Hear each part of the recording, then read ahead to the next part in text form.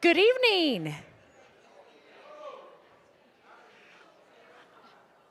Oh, look at all these friends. Oh, so fun.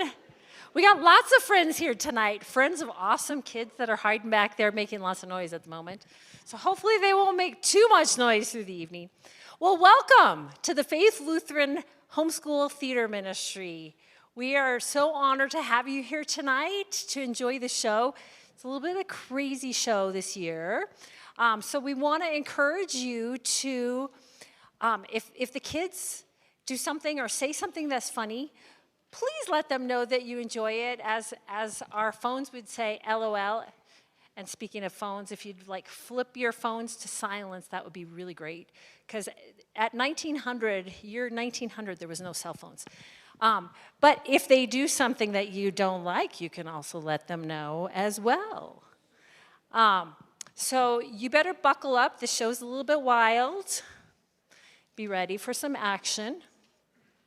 And so I'm gonna turn the microphone over to Jennifer. Hold on a minute, Jennifer. Welcome, everybody. I'm Jennifer Wilson, and I'm the Children, Youth, and Families Director here at Faith Lutheran. And we just want to welcome you guys tonight. We have a fantastic show, and we have some fantastic actors backstage.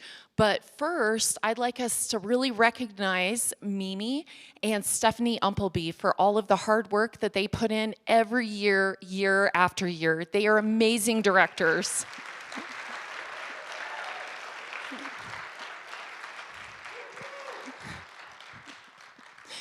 We're also super excited about our very talented actors. There's 57 of them, right? 57. So Mimi and Stephanie have been working with them all year, and they just have a great show for you tonight. And we are also so thankful for your support. Your support as you come out and watch these kids and just love on them. So thank you guys for being here. Just a quick announcement. If you're looking for something else exciting to do, on April 4th, we have a free family extravaganza. So if you're thinking, I need some candy in my life and some mini donkeys, we've got you covered. So come and join us. There's some flyers out in the centrum. So one question for you. Did the donkey lay the egg? Oh, just kidding. All right, it's our last show. We're getting a little punch crazy up here. So, well, enjoy the show.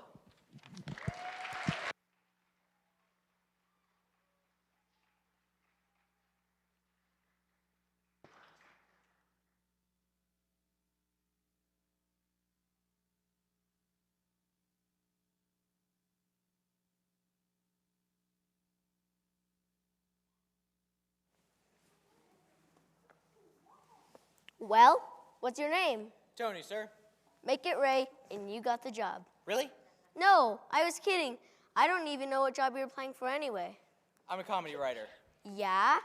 Are you good?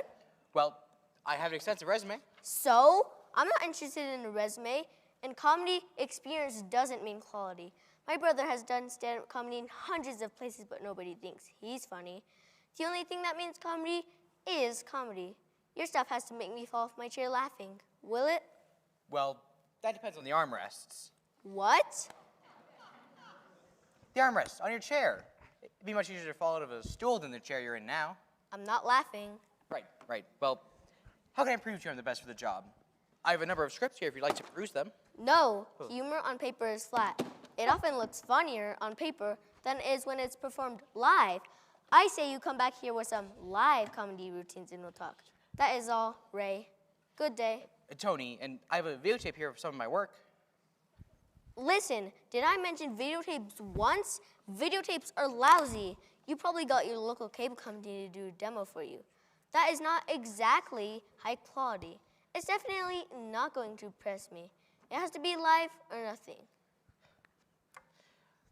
Okay, well, I've got one last thing, but, well, I didn't want to have to do it.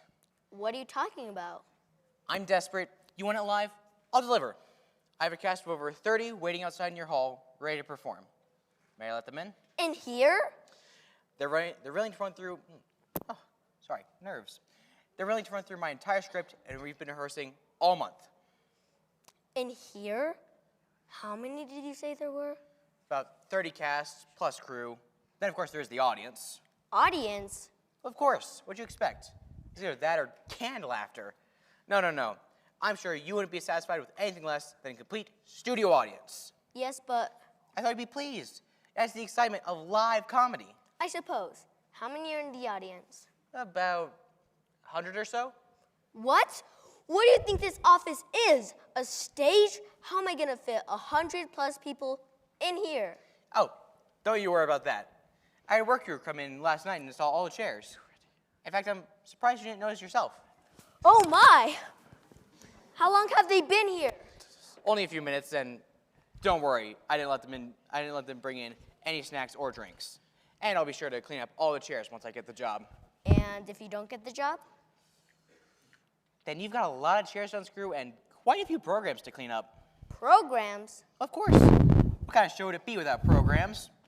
I'll get yours, by the way.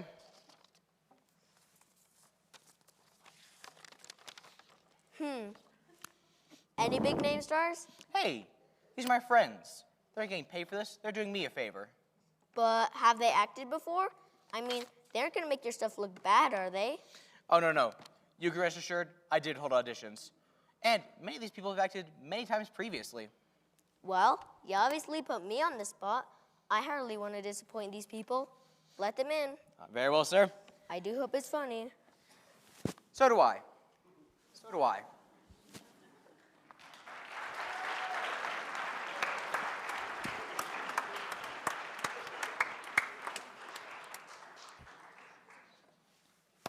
the last time you have to do that.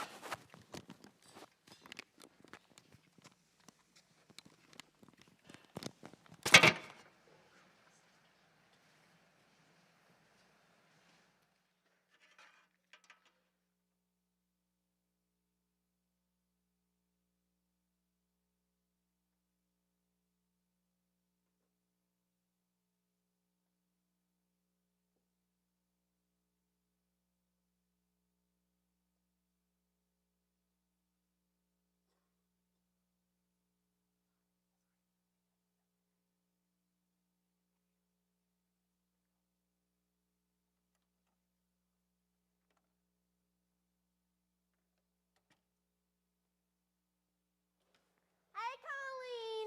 I brought in some fresh gold. Cleaned it with my own spit. On the best quality. You're gonna have to pay extra because of that, yeah. Well, Kate, here you go. How much is it? $10.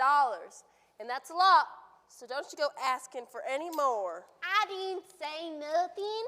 Just need to know before I went over to Yates General Store.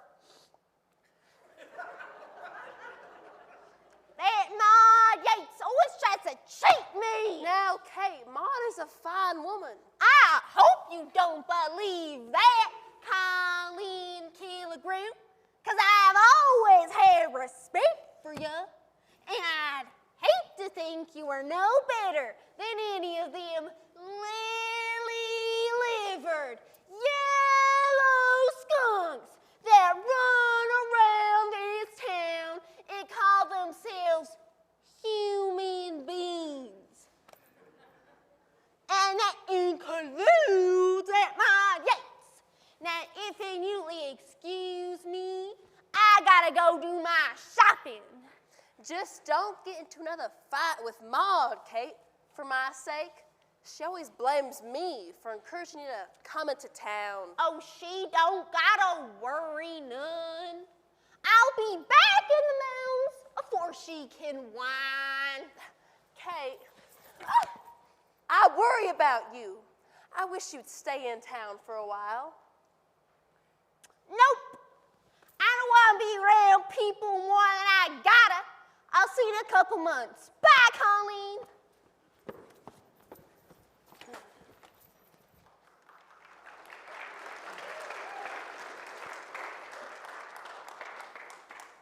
Oh, why, Augustus, glory be, I didn't expect you till this afternoon. I don't have none of my samples ready. Miss Killigrew, you've been purchasing that crazy Kate's worthless hunks of fool's gold again, haven't you? Well, Augustus, the poor woman has no other source of income, and Miss Killigrew, you see, I've been here in Blue Butte for nearly 2 years, and I have reminded you constantly that this glittery ore is nothing more than common pyrite, often referred to as fool's gold. And I have also reminded you constantly that it is not worth a red cent. Yet, here you are, 2 years later, still giving that loony hermit woman good cash right out of your money box. Mr. Preston, I consider it a charitable contribution to a member of my community who is in need. Since Kate is too proud to take out handouts and would rather starve, I find it easier to let her bring in her worthless rocks. It saves her pride, and it saves me the trouble of having to hunt her down, making sure she's getting enough to eat. And may I also remind you that the cash in the money box are mine to do with as I please and really have nothing to do with you. Point taken, Miss Killigrew. You see, I'm just simply trying to do my job as your state-appointed geologist and make sure that you don't get taken for a ride. But I guess if you insist on climbing aboard the stagecoach to poverty... Oh, you can stop worrying about me, Easterner. When Colleen Killigrew climbs on a stage, she goes straight to the driver's seat. Now, you best forget all about this, and I better not hear you saying anything to Kate about it either, or I'll stretch your hat out on this here counter and tan it so good you'll have your own built-in saddle. You hear me? Howdy, Sheriff, Deputy. Howdy, Colleen.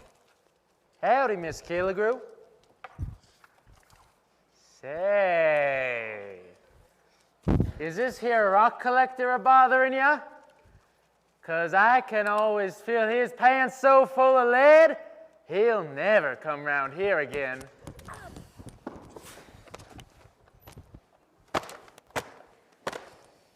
Kid! How many times do I have to tell you to put that thing away? Well, will you tell me this then? What is the point of wearing this here star if I don't ever get to do no gunplay? Even when someone does come into town and starts shooting up the place, do I get to fire then? No! You make me talk to him and calm him down. I spend hours out on the desert with my 6-shooter, and for what? Nothing. 'Cause you gotta be the low man who don't need a gun. But what about my needs? Did you ever consider me? Believe me, Kit, when the day comes that talking don't do no good, and the only choice left is a shootout, well, I'll step aside and I'll let you lead the way. Thank you, Sheriff. I really appreciate it. Sorry about my outburst, Miss Killigrew. It's been a rough day down at the office. What happened now? We had to lock up Utah Bill. So, Seb's been in the office throwing a fit. Says he needs Bill to move his cattle down to his train station. But I told him we couldn't let him go till the judge gets back from DeSoto. Well, why? What did Utah Bill do? He shot Cody Colt, didn't he? He killed Cody? Oh no. No! Oh, Mother, it can't be true. My Cody is dead. Oh, there, my dear. At least you know Cody died with his boots on. He ain't dead. He just grazed his leg a little bit. Cody's not dead. My Cody's alive. He's fine. Why? You should have said something in the beginning. Rather than getting a girl all worked up and thinking her fiance's about to be buried out on Boot Hill. Crazy cowboys. I didn't say he was dead. He did get shot. Only a little. Well, little or not, Cody's pressing charges. So Utah has to stay locked up till the judge gets back. Cody's pressing charges? That don't sound like him. It ain't him. It's Jack Barnes. Ah. He knows that with Utah locked up, Zeb won't have a foreman and can't move his cattle down to the depot. Well, it's the same old thing, isn't it? If it isn't the Rockin' J, find it out with the Lazy B, then someone thinks someone else is cheating at cards, or trying to steal his horse, or looking funny at his girl. But the end result is always the same. Someone gets hurt, or worse.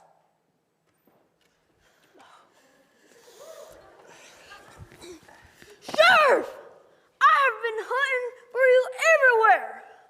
Why the devil ain't you down at the office guarding your prisoner? We got us a would-be murder down there. And here you are trying to talk Colleen into giving you an extra lunch. I ain't even had my first lunch yet. Ha!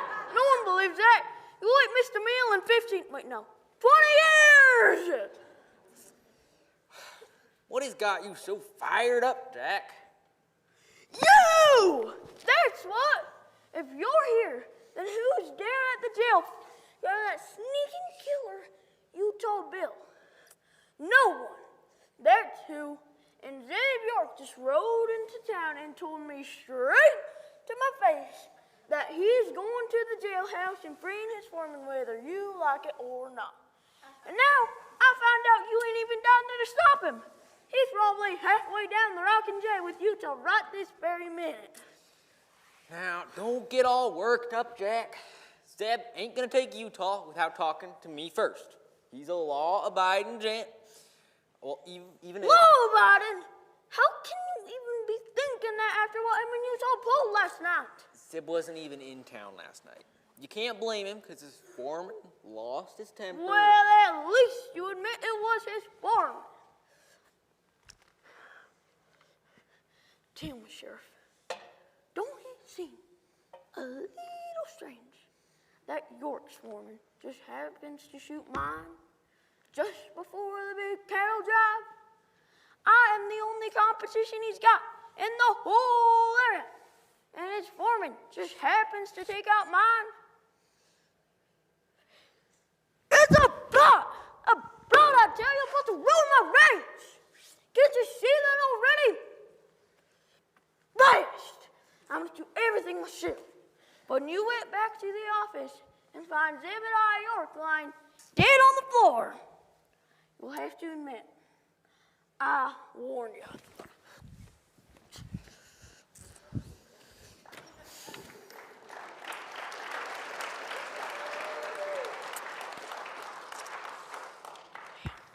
Well, we better get going, Colleen, before someone does get killed.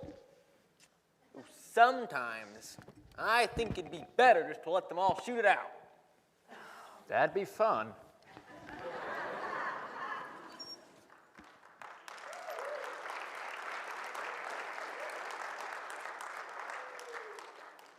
I've never seen anything like it. Men!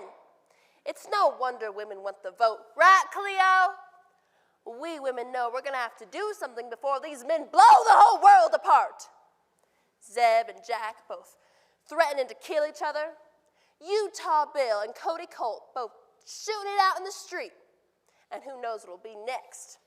And that Amos Flint just encourages it with those card games of his. You would swear he likes having his saloon shot up.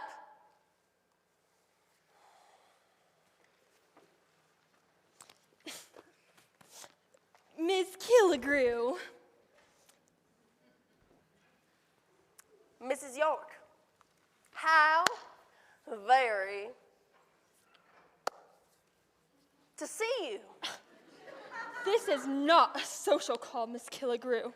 We are not in the habit of making social calls to women who own their own businesses and refuse to take a husband. It is an affront to all the institutions we hold dear. I will not argue with the three of you about this anymore. Now get out of my restaurant. Accept our apologies, Miss Killigrew. This is not the subject that we came to discuss. I am so sorry that Eunice could not remember that. Oh, well, all right. We were hoping to appeal to you woman to woman. And here I thought the three of you were above mere womanhood. Ms. Killigrew, we do not have time for this jocularity. Are you or are you not with us in fighting this latest attack on Blue Butte? Well, I don't really know since you haven't told me what it is yet. Why, I'm speaking of this range war that's flared up between my husband and Mr. Barnes of the Lazy Bee. Range war. Okay, Utah Bill and Cody Colt had him a little shoot him up. I admit, it wasn't the smartest thing either one of them has ever done. But then again, neither one of those boys has ever been noted for his brains in the first place. Surely, You can hardly call that a range war. surely you have heard Miss Killigrew. It has been much more than that. Why, just minutes ago. Miss Killigrew, what am I to do? You must help me. Cordelia York, you must get up this instant. One does not go to their knees in public, especially in front of a woman with doubtful reputation. Oh, I don't think you doubt my reputation at all, Euphemia York. Mother, but I'm sorry. I'll try not to do it again. Mrs. York, you really must forgive her. She's just heard about the arrest of Dusty Barnes. Oh, you mean the rest of Utah Bill? Oh, no, Ms. Killigrew, I mean the arrest of Dusty Barnes for shooting Utah Bill in retaliation for Utah's shooting of his best friend Cody. Cordelia, you must stop that wailing. Is that no good Dusty Barnes was arrested? So much the better. If only they'll arrest his father, too. Then your father and his ranch will finally be safe. Dusty is not no good. He's Cordelia York! That will be enough from you. I don't want to hear another word from your mouth. Yes, Mama. Now you know why we're here, Miss Killigrew. Someone must find a way to stop the men from destroying themselves. And we want your pledge that you will do all that you can to help us in this noble cause. Justin. Don't you worry, Mrs. York. You can count on both my mother and me to help you stop this lunacy. Right, Mama? I don't know, Cleo dear. Men are just naturally stubborn and stupid. A difficult combination. Now, Oh, please, Miss Killigrew, say you'll help save the men before there aren't any men to save. Yes, I always suspected that was your major motivation for coming west, Miss Vance. Mrs. Wright. Oh, please, Eunice. We need all the help we can get. You are quite right, Euphemia. You may join us in our efforts, Miss Vance. After all, the School of Mom does have a certain visibility in the community, Eunice. Which she uses every chance she gets, Enid. I've got it! Part of the problem here is that these men enjoy shooting it out in the street, just like Deputy Kit. He was in here this morning complaining that he practiced with his gun all the time but never got to use it enough. And that's the way all these men are. They just love shooting and fighting. Well, if that's true, we'll never be able to get them to stop. Oh, yes, we do. Because as much as these men like fighting, they like kissing even more. Miss Killigrew, there are children present. Do you want to end this fight or not? Of course we do. Then we go on strike. What? Then we go on strike.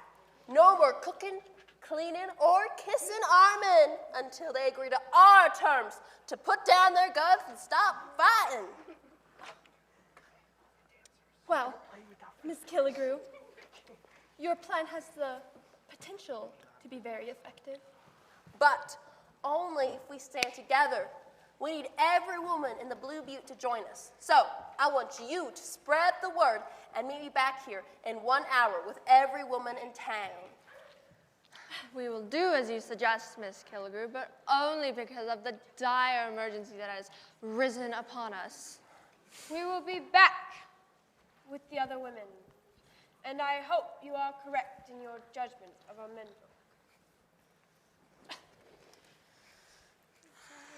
The amount of sin in this room walked my hat off. You can sit down. Mama, what we women won't do to save our men. Well, then get busy and start saving. We need every woman in the Blue Butte to join us, including those saloon girls from the Brawling Bowl.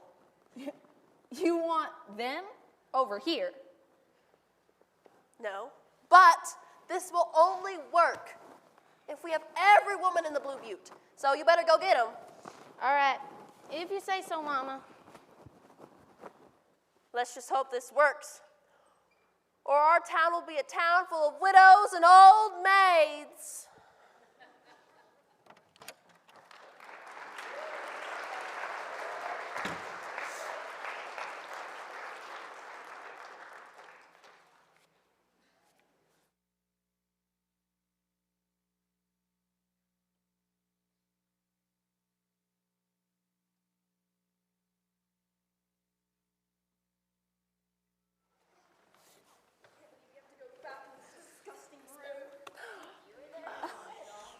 What did he do? What happened? That is crazy. Do not justify them, Cordelia. Ladies, if I could have your attention, please. What's all fired important that I had to close down my store in the middle of the day? Well, I'm gonna try to tell you, Maud, if you and the other ladies would just calm down and listen. Now, ladies, I know we're all in agreement that something must be done about the fighting here in the Blue Butte. I mean, Beulah, your husband could be hunting down Zebediah York this very minute. They could both be in caskets by sunset. That vicious old skinflint would deserve it too. Having our furnace shot and having my son locked up in jail. My husband had nothing to do with poor Cody Colt being shot. However, your son definitely had to do with poor Utah Bill. He deserves to be hanged! You old badass.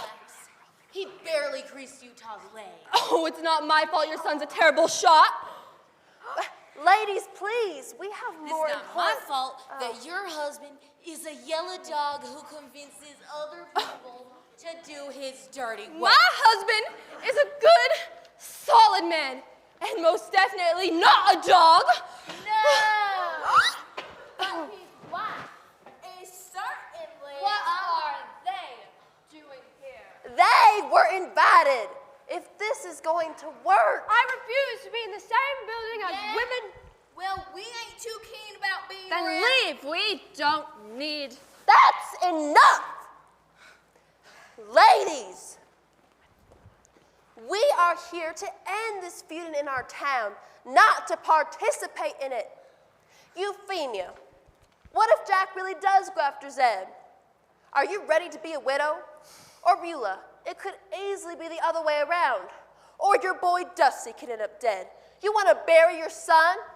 I bet you wouldn't like that either, would you, Delia? Hetty, your husband is the sheriff.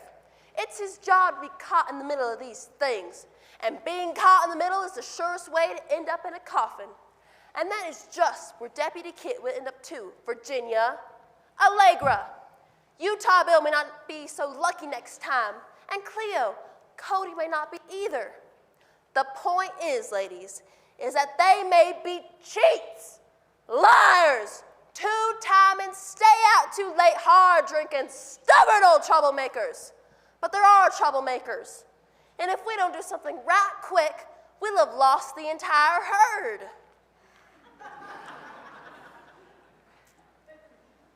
You make your point, Colleen, but what do you expect us to do?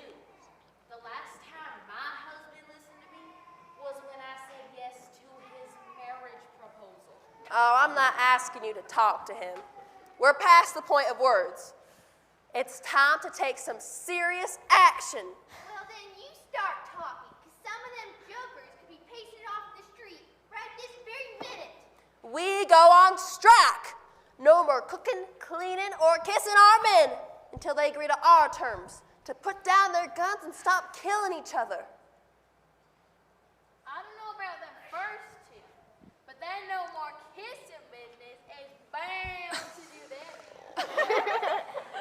Mrs. Price, you may be a woman of considerable experience, but must you insist on flaunting it in front of us decent folk? Mrs. York, I am as innocent as the day I was born, and I regret anything I might have said to make you think otherwise. Despite the assumptions you and the other good women have made about us, we are not after your men. Yeah, who would want 'em? I sure wouldn't. Oh, I don't know. That Zev York is a good-looking fellow. Why, you better leave my husband alone, or I'll rip your head off!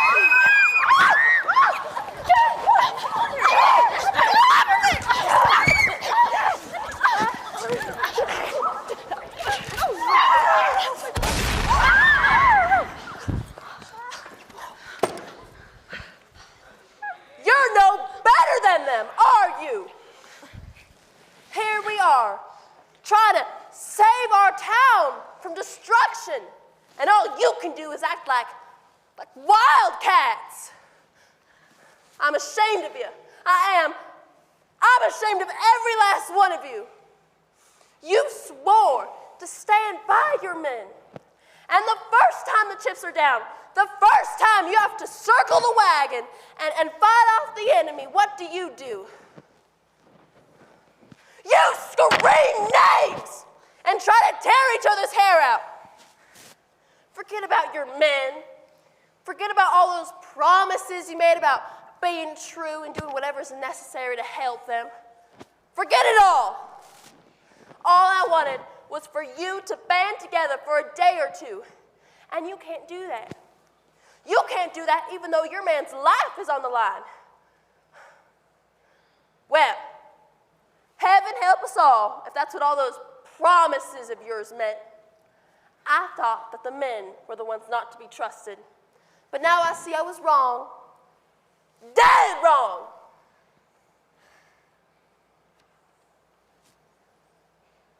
It was good of you to give us both these barrels, Colleen. Shoot, you could take in each and every one of us down to that woodshed and given us a good old tannin.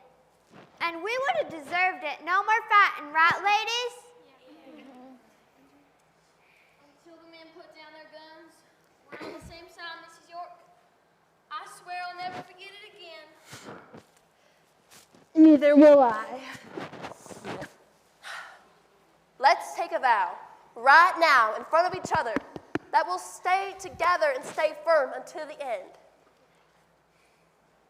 We, The women of the Blue Butte do solemnly swear. We, the women of the Blue Butte, do solemnly swear That we will not cook, clean, or kiss for our men.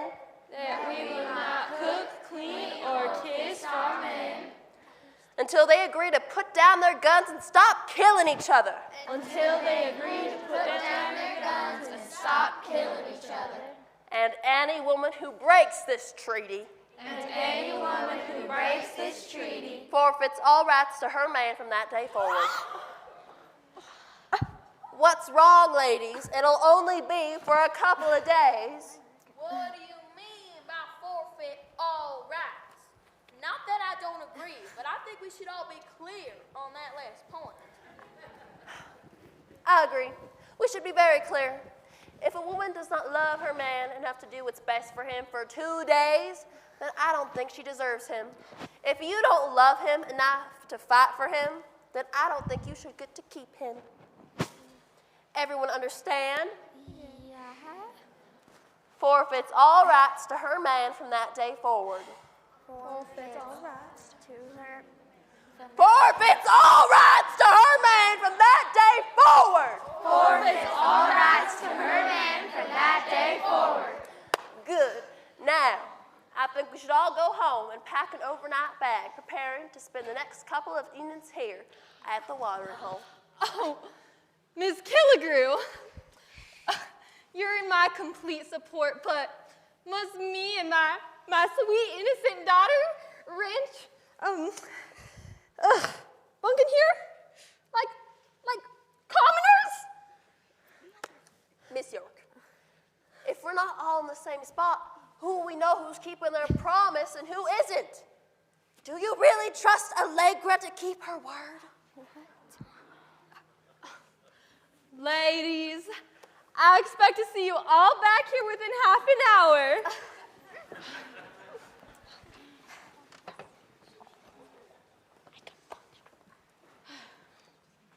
Mama, do you really think it's gonna work? It'll work, but only if we stand firm. Because if even one woman slips, then the whole plan will fall apart, and the men will never give in. Now, you best get upstairs and start making up rooms. We're gonna have a lot of guests tonight. Yes, Mama.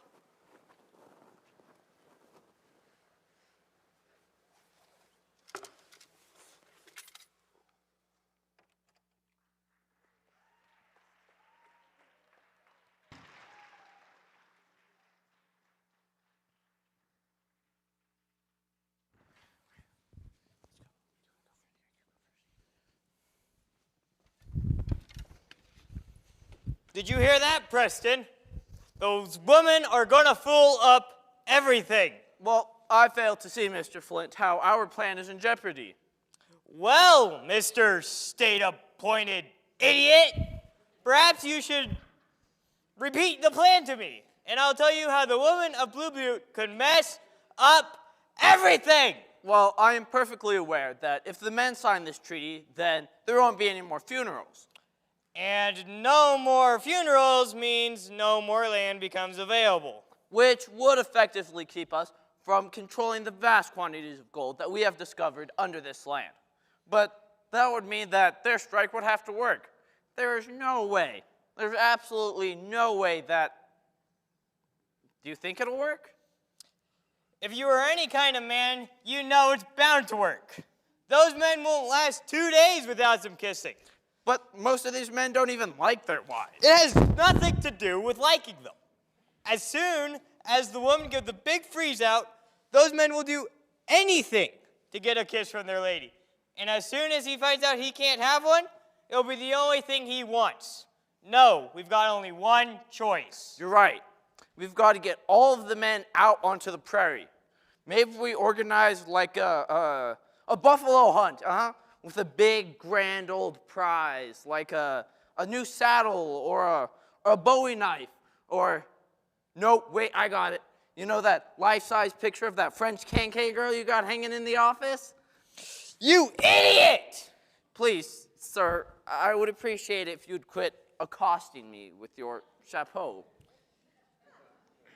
And I'd appreciate it if you were smarter than that wooden table there. Now listen carefully. We had to break this strike, no matter what it takes. We have to make sure the women give in before the men do.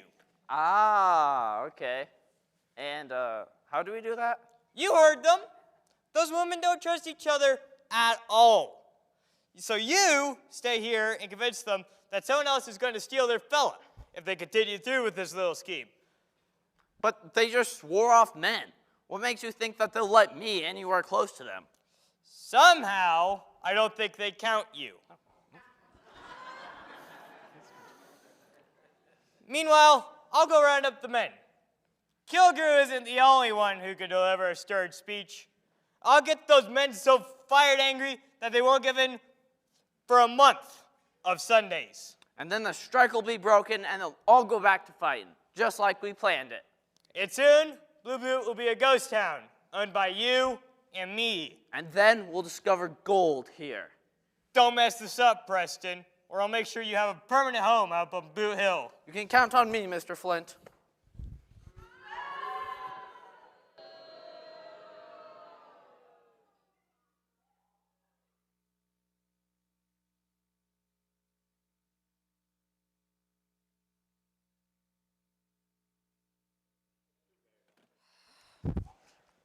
Oh, Mrs. Vance, it's so nice to see you, and looking so well, considering... Considering what, Mr. Preston? Well, the trials and tribulations of love do tend to weigh heavily on the feminine mind, don't they? Mr. Preston, I really do wish you would speak more clearly. I do not have time for riddles. Not if you're going to keep your man, you don't. Oh, please, Miss Virginia, please don't be mad at me. Oh, I couldn't take it if you weren't speaking to me. See, in this town, you are the only educated person. And like me, you are from the East. Oh, we have so much in common. I couldn't, without you, I would be quite lost. I'm not angry at you, Mr. Preston. I simply saw no point in discussing matters with you when you refused to be straightforward. It's just, and I couldn't wait. I just don't know where to begin. Mr. Preston, you're beginning to frighten me. What is it? Nothing happened to Deputy Keenan, did it? He's not injured, if that's what you mean. But I fear he may have injured you. I demand to know what you're talking about. So this morning, when I came in here to check on the rock samples, as I do many times a day, the deputy walked in here, and he was very familiar with one of the dancers, Miss Lily. So I stepped in and asked about you, hoping that the rumors that you and Kit were a couple was no longer true, for I have always felt a certain kinship with you. But when I suggested that the two of you were finished, Kit got mad at me and told me to stay away from you. So I asked that if you were really his, he should not be so familiar with Miss Lily. But then Miss Kilgrew stepped in, saying that a man must sample many flowers before he finds the nectar that's right for him. See, I, of course, was appalled by this philosophy, and said as much. But then the deputy accused me of bothering Miss Kilgrew and pulled his revolver, chasing me from the premises. Kit and Lily? I can't believe it. Yes, I myself was shocked. Oh, Miss Virginia, if you do decide to leave the deputy for his many indiscretions, please remember that I will always be here for you. Thank you, Mr. Preston. Virginia, we're all meeting back here. And what are you doing here? Just looking at the rocks. Never had time to finish, as the deputy chased me earlier. Well, you did deserve it. Just hurry up. Thank you again, Mr. Preston. Perhaps you'd like to call on me again next week, say Sunday afternoon? I would be delighted.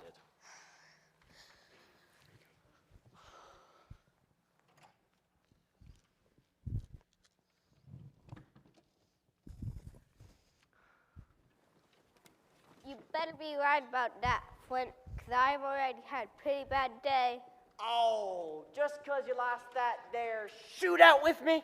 if the sun hadn't been in my eyes. Oh, I guess you'll be wanting a rematch at midnight. That way, no one can see you turn yellow. Yeah, I ain't been yellow a day in my life. You must get it.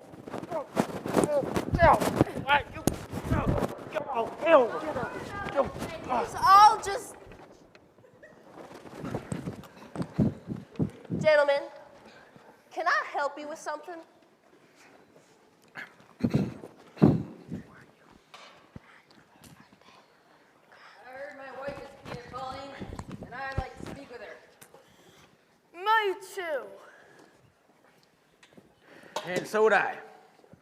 Well, gentlemen, I'll see what I can do, but your wives have gone on strike. Strike? What kind of dang fool nonsense is that? Hetty, get out here right now. I'm afraid that isn't possible, Jasper. I'm on strike, and I'm not doing any cooking, cleaning, or anything else until you all agree to our terms. Ew! Forget this craziness and let's get out of here. Afraid I can't do that, Jackson. I'm on strike too. Euphemia? I, too, refuse to leave until you cede to our demands, Zebediah. Euphemia, may I speak to you in private? Of course. Beulah? Jackson? Hetty, Jasper. Euphemia, you're gonna make me the laughingstock of the entire town. Is that what you want? Because that's what's gonna happen. a man who can't even control his own wife. Where will my authority be in this town? We'll probably have to pack up and move. How'd you feel about that? Well, if that's the price for saving your life, So be it. I'm willing to pay the price no matter how large. As long as I still have you. Someday, I hope you can forgive me and understand that I did what I thought was best for us and our family, no matter how much. I would like to listen to you. I've taken a vow, and I cannot go back on my word. Well, why not? You're going back on your word to me, remember? Said you would love, honor, and obey. Well, what happened to that, Beulah? Huh? What happened to your vow to obey me? Oh, or Doesn't does that count anymore? Of course it counts. It counts more than you can ever know. I may not be obeying you, but I am loving you. And that part of the vow came before the obeying part. So I figure I have to follow it first. When loving you and obeying you match up again, I'll do just as you ask. But until then, I have to stay here and do what's best for both of us. I'm sorry, Jack. I'm gonna give you one last chance, Beulah Barnes. You either drop this crazy strike business, or I'm gonna start romancing the next woman that comes through that door.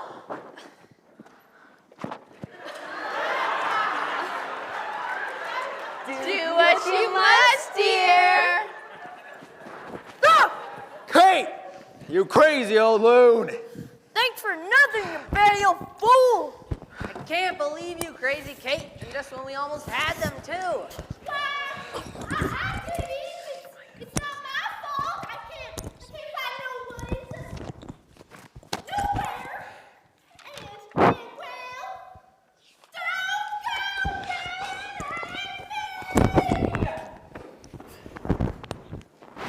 That's what I need. Good, refreshing drink of cold water. Hey, give me some, Kate.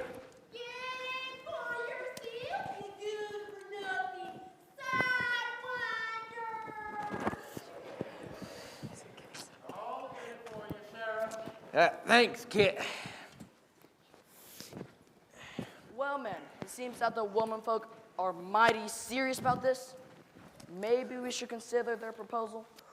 That's the first good idea I've heard from this town in years. I don't know how much longer I can keep patching you blame idiots up.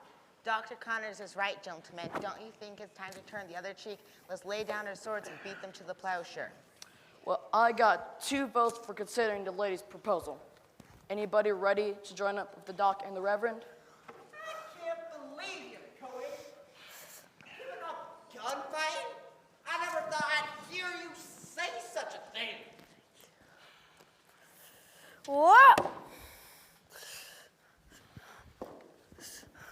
I agree with my son. And you call yourself a cowboy. I'm ashamed of you. I am Cody Cole. Well, you ain't gonna get much love into you, do you? I'm just thinking about the square dance tonight. Sure ain't gonna be much fun if I have to dance with you and Kit. Besides, how do we even hope to win if the three most powerful men in town can't get anywhere with their wives? He has got a point there. Yeah, we are the three most powerful men in town. And we didn't get nowhere, that's for sure. Well, I mean, like either one of you's ever been able to tell Euphemia or Beulah anything. Sir, are you insinuating that I can't control my own wife? You're a low-down, dirty dog, and I dare you to step outside and say that again. Come on, admit it. You said, I do. And from there on out, she told you what you do. Come on, boys. I know that's what happened to me. Yeah, me too. It's true. I don't know how it happened either. Before we were married, people do any little thing I wanted, as long as it made me happy. And now, you know, I think I keep buying more and more land just so I can get farther away from Euphemia. It's the only way I get any peace and quiet. Yeah, I know exactly what you mean.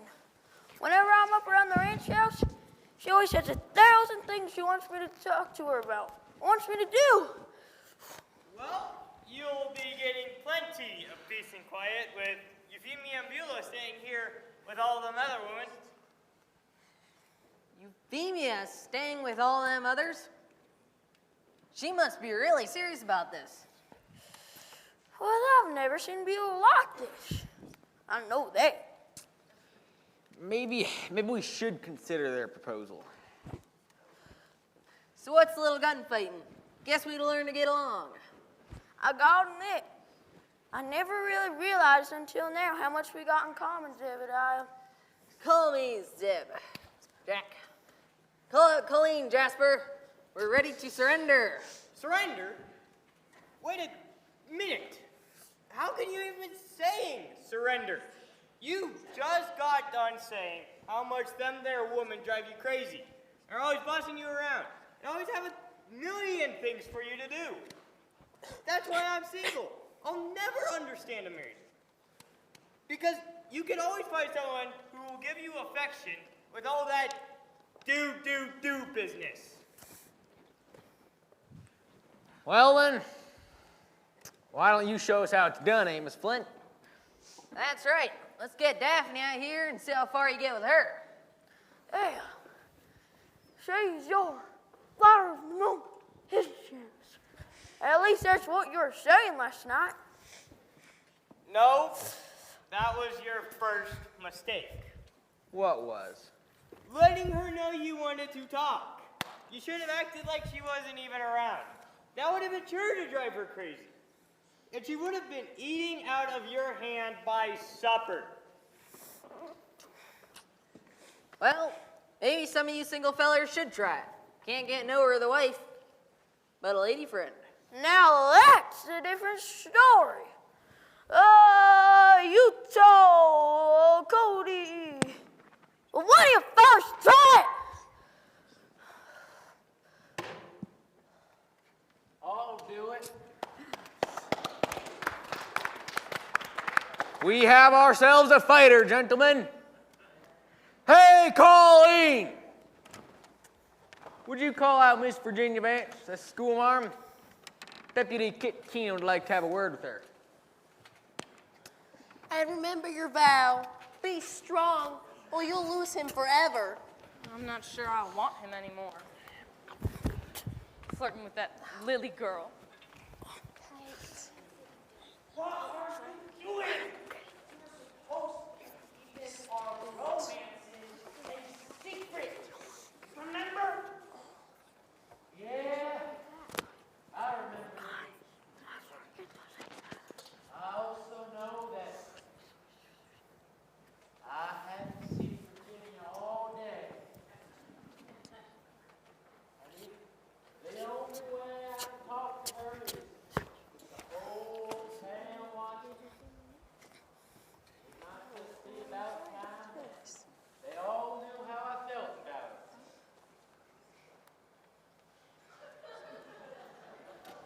Dakota, brother and savior of my life, I come with news.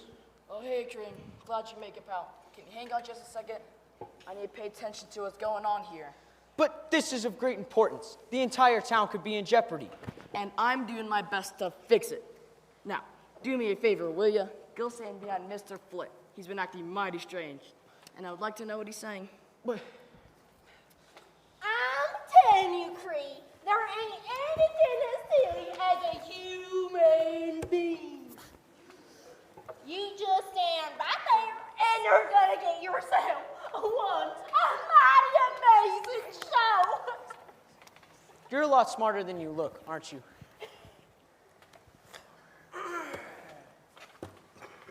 Well, the weather's powerful nice today, ain't it?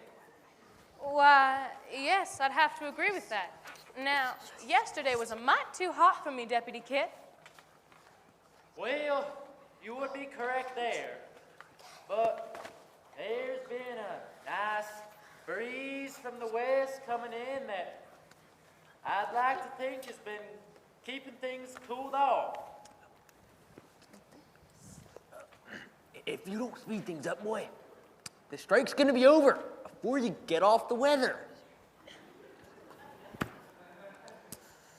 You didn't do so well on your turn. Let me do this my way.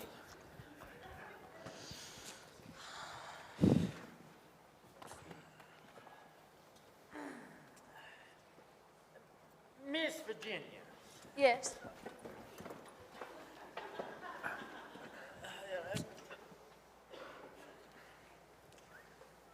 Miss Virginia. Mm-hmm. Miss Virginia, if you will. Yes. Excuse me for Yeah. a second. Yeah, of course. Miss Virginia. Of course. All right! Get back! Put a bullet in your backside! Yeah!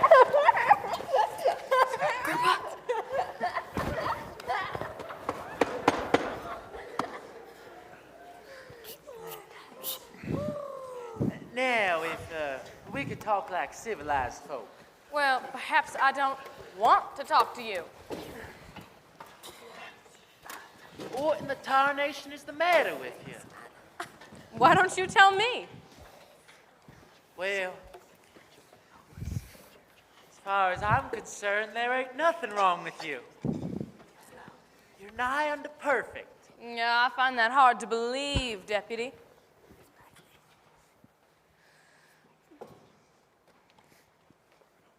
Did I miss a birthday or something? I mean, I must have done something to warrant this North Pole treatment. And you, of course, have no idea what you did. No idea. Jenny, all I know is that you are the prettiest thing I have ever laid eyes upon, and if you don't marry me, I'll just go into the desert and kill myself. What did you say? I asked you to marry me, you stubborn woman. I love you more than anything in this life, more than my gun. So will you marry me, Miss Virginia Vance? Oh, Kit, of course I'll marry you. It's all rats. But I won't marry you, or even kiss you, until you give in to our demands and sign our treaty stating no more gunfighting.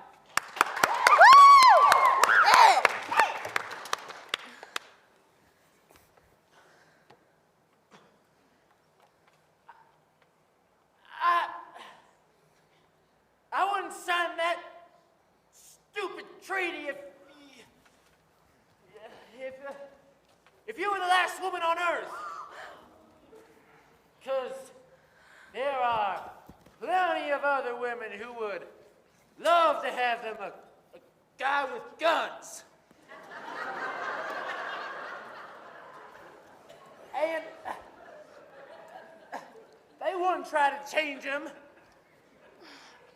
Because they know he could protect him instead of a whimpering, weak, pathetic, disgusting excuse of a geologist!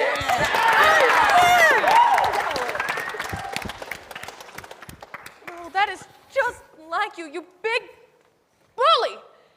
Picking on somebody who never did you any wrong, just like you did this morning. Well, I can give it to him again right here if you want to see it. So you admit to shooting at Mr. Preston this morning? Admit to it? I never try to hide it when I chase off varmint. Well, then you run off to your other women. I don't give a fig what you do with your personal life. Hey, it's not like we were promised to each other or anything. I know that I have continued to see other men. Well, that is just grand. Because you haven't kept me from seeing other women neither. So I've heard. Good day, Deputy Keenan. Good day, schoolmarm pants. Ugh! Men, I'm telling you, it's the only way. The only thing you can do is to show them how useless the strike really is. I hate to admit it, fellers, but he may be right. You don't have any other choice. Well, I don't know, fellas. It seems to me that... And it seems to me that you've been giving in to the woman's demands from the very beginning. What are you? Some kind of yellow coward who's afraid of a little lady's temper? Now, you best be careful what you're saying, Mr. Flint. I don't usually get mad, but... But what? You're gonna hide behind some woman's skirts? I've been doing that since you were a baby. I mean behind your mama's skirts. And I bet your mama's big enough to hide us all. That's it! Get off of me! Now see what you're trying to stop, ladies? Men are just natural-born fighters.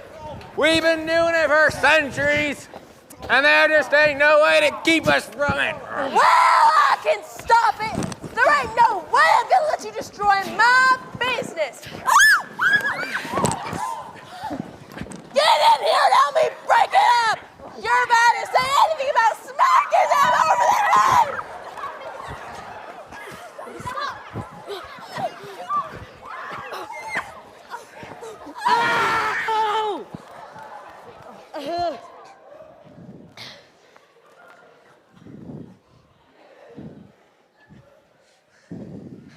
Hello there. Thank you all for coming to the first half of Those Wild West Women. My name is Josh Brown, and I am your director. Right now, we will move into a time of brief intermission, about 15 minutes long, where you're welcome to hang out in here, in the lobby, out those doors, and meet your favorite actors and actresses. If you go straight out those doors, you'll find a snack bar where you can buy refreshments or send candygrams to your favorite actors or actresses. And if you go out those doors and head to the right, you'll find restrooms that are available as well. Immediately following the intermission, we will have a short skit that was directed by Race Tidmore. And then we will continue our presentation of Those Wild West Women. Thank you.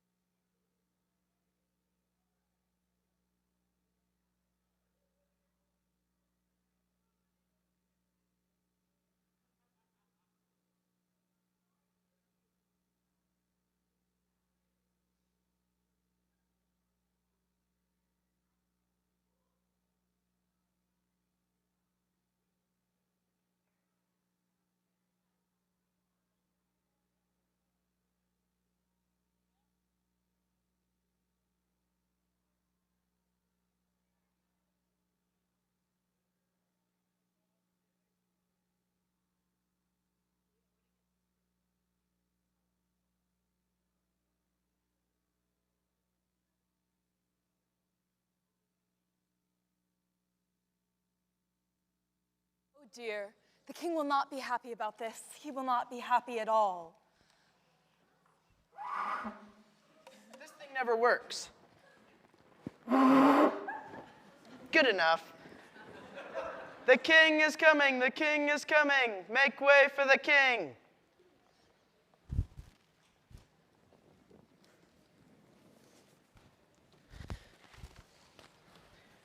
The king is on his throne. Let those having business before the king draw near and be heard. Wait a minute. This is the kingdom of perfection, the happiest kingdom on earth. Why are there no smiling faces in my kingdom this morning? I'm afraid the news is not good, Your Majesty. Send in the prisoners. Hi, Dad. Hi, Dad. Children, when I am on the throne, you must call me Your Majesty. Yes, Your Majesty. Would anyone like to tell me why my children are being held prisoner? No. They have broken the laws of the kingdom, Your Majesty. Children, what do you have to say about this? It's no big deal. Yeah, I don't know what all the fuss is about. We shall see. Read the charges. The princess is charged with cheating on her test at school. This sounds pretty serious to me. Would you care to explain? Well, I forgot to study, and I didn't want to tell anyone, so I cheated. Who is the accuser here? This is Mrs. Twig, our daughter's teacher. Mrs. Twig, is it really true? Did my daughter really cheat in school? She was taking a test, and I saw her look at her neighbor's test for an answer. When I looked on the test, both had the same wrong answer. That's cheating. Cheating is not allowed in our perfect kingdom. Read the charges against my son. The prince is charged with greed and disobedience. He makes it sound like something really serious. It wasn't like I was stealing from the poor or anything. What's the fuss over a few cookies, Dad? I mean, Your Majesty. Who is the accuser here? Both the royal cook and I are the accusers in this case. Please explain. The royal cook had just baked a batch of cookies, and the prince had already eaten several of them when I told him that more cookies would spoil his appetite for dinner. But he ate more cookies anyway? Yes, Your Majesty. When we thought I was not looking, he ate 2 more cookies and put a handful in his pockets. Children, do you know the name of this kingdom? Perfection. That's right. The name of this kingdom is perfection. And the reason people move here when they could live anywhere else in the whole world is because it's the happiest kingdom on earth. The reason this kingdom is happy is because the people here are kind and generous with one another. If they were not, this would not be a perfect kingdom, and no one would want to live here. I cannot allow you to be selfish in a perfect kingdom. But it was just a handful of cookies. Yeah, it was just a silly quiz. Children, even the slightest hint of selfishness creates unhappiness. And in order to ensure that perfection and happiness is maintained in the kingdom, I cannot allow you to get away with any selfishness, no matter how small it seems to you. What is the penalty for this kind of selfishness? The law calls for the selfish people to be banished from the kingdom forever. Banished from the kingdom? That's the way the law reads, Your Majesty. The wording is very clear. You mean expel them? Kick them out? Yes, Your Majesty. This won't do. This won't do at all. These children are the heirs to my throne. They will rule this kingdom someday. There may be a way out of your predicament, Your Majesty. Oh, how so? The Bible says folly is bound up in the heart of a child, but the rod of discipline will drive it far from him. You mean a spanking for the prince and princess? Yes, Your Majesty. That was the solution in ancient times. That way the price was paid for selfishness so that perfection and happiness could be maintained in the kingdom of perfection. Very well. I hereby pass the sentence of spanking to my selfish children. Dad, no! Oh, come on, Dad. Are you sure this is what you want to do, Your Majesty? Yes, in this case, it seems I only have 2 choices. Either the children must be banished from the kingdom of perfection forever, or they must be severely punished for their selfishness. I don't see any other way to maintain happiness. Do you? I suppose not, Your Majesty. My queen? As painful as it is to see my children punished, I don't see any other way. Very well. The penalty for selfishness is spanking, and the penalty will be carried out immediately.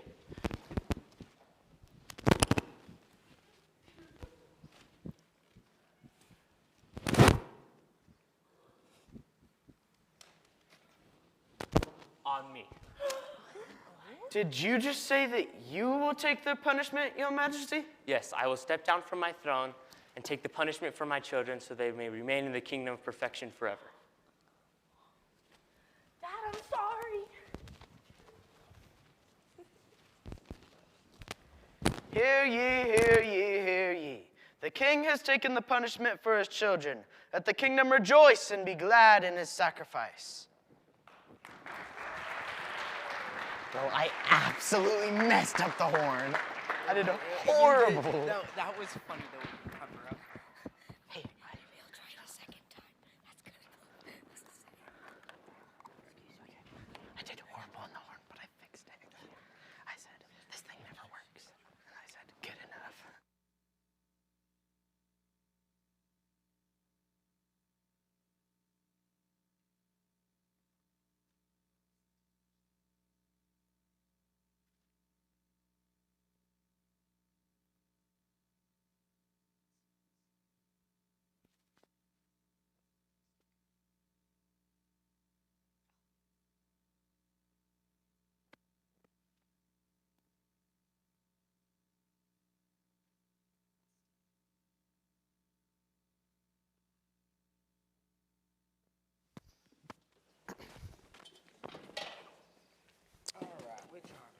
It's this one, Doc.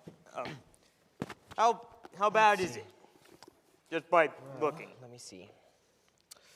Swollen. It looks like you shouldn't be using it too much for probably the rest of the day at least.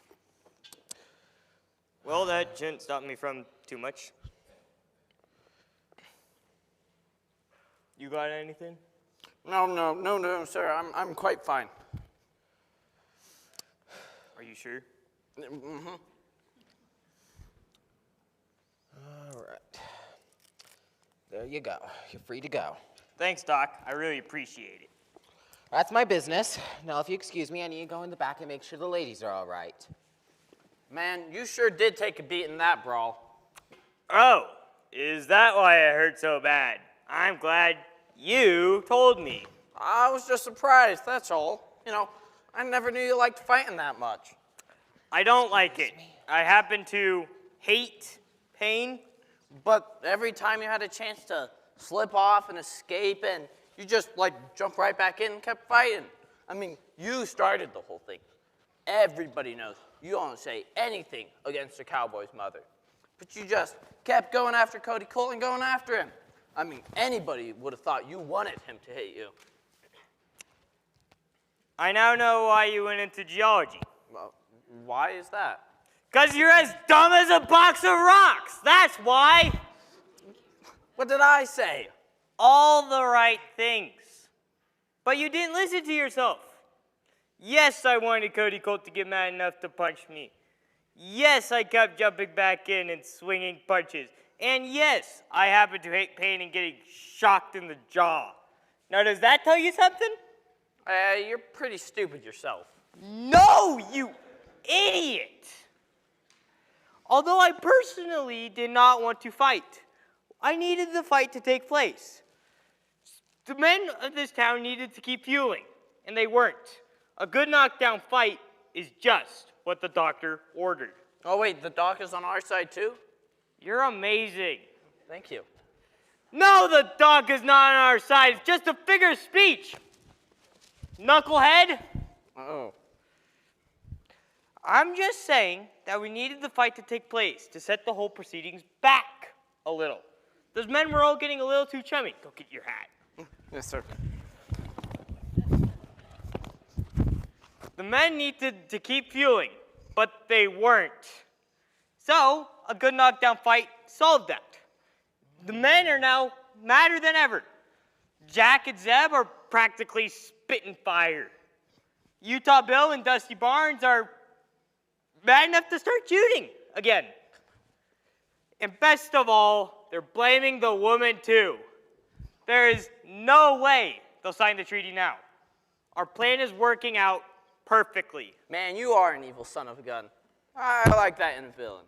Thank you. Now let's keep moving. We have to keep the fires of hatred burning in this town. Let's go. Thank you. Woo!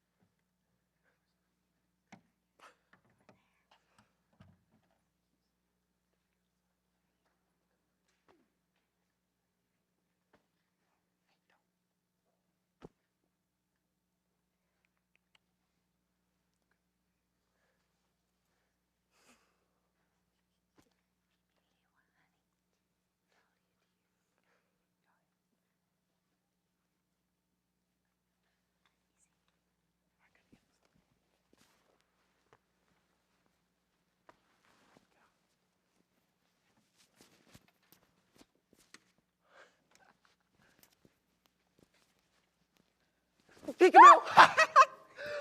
Oh, boy, sure have missed you, honeysuckle. Oh, Dusty. Now you must stop that, Dusty Barnes. Stop what, sugar? Can't a man get a little lovin' from his girl? Not when she's on strike. He can't. You can't be serious, Delia, darling. I thought you was just in on this strike thing because your mother made you. Yes, I really am in on this strike thing, and Mother didn't have a thing to do with it. I am a grown woman, You sure are enough.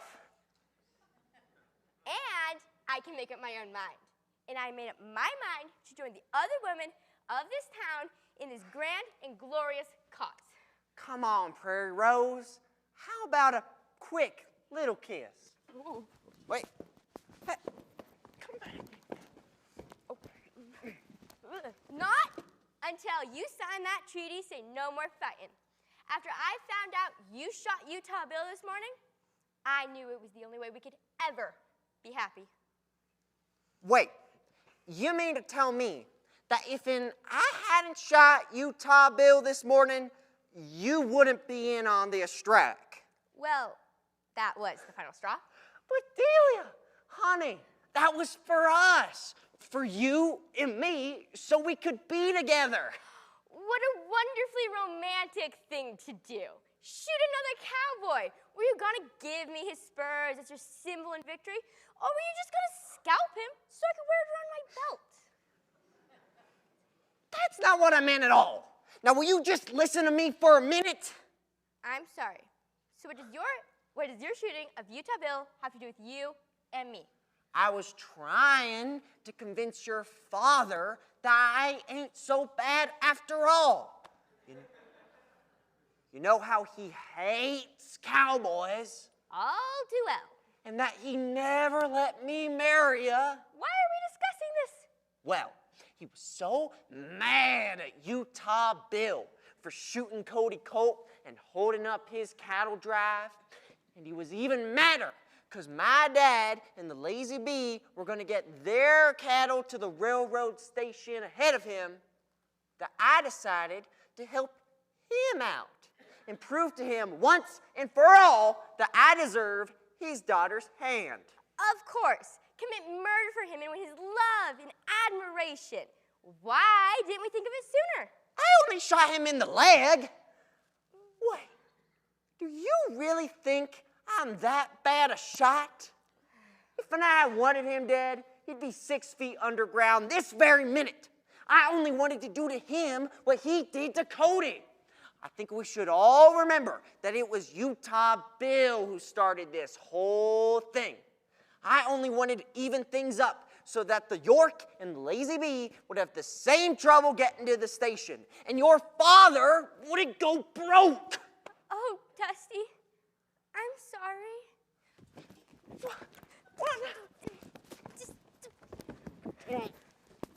Did it work? Does Daddy like you now? It did at first. Your father thought I was the finest cowhand this side of the Rio Grande. But now? But now, he basically thinks I'm more worthless than ever. Why? What happened during the brawl? Well, when I went to punch Utah Bill in the face, I may have hit your father instead. Look, Delia, why don't you come behind that chair and have a conversation with me like two people who are promised should talk? Oh no, this chair is my protection. Protection? From me? That's right. Delia, I got some news for you. If I wanted to get behind that chair and give you a kiss, it ain't gonna do you no good. Well, it seems to be working fine so far. Is that so? Stop it, Dusty! Stop it! It's very second. That's not what you told me the other day. You told me to never stop kissing you in your life. That was before the strike. Forget about this strike. You've got a man who loves you right here. And you can't tell me you're not as desperate for his kisses as he is to give them to you. We can't. We mustn't. You do not understand. I only understand one thing. And it's if I don't get a kiss from you this very second, I'm going to explode. Dusty, please don't start begging. I can hardly resist you when you start pleading like that. And I am begging, honey. I'm pleading so hard my insides are about to shrivel up into nothing. Come on, honey. Just one little kiss. Show you how much you still love me. To show you how much you still need me. But I... Cordelia! Cordelia York! Where are you? In here, Mother. Cordelia! I have been looking for you everywhere, my dear. Miss Killigrew asked for volunteers to begin making beds and assigning sleeping places. And I volunteered us both. That way we could have a decent spot to sleep. And I wanted to make sure that my precious little girl didn't have to sleep in the same room as one of those showgirls. Of course. Yes, Mama. Well, we better get started quickly. Some of the other ladies are preparing a nice little supper for us. And some of the other ladies eat more than what is proper. If we don't go fast, there'll be nothing left for us. Come on now. Yes, Mama.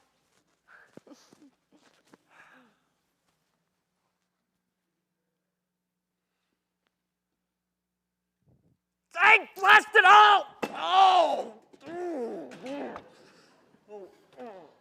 That's how I feel. Kid, it's you. Glad to see I'm not the only one having a bad day. After that humiliation I thought was a marriage proposal.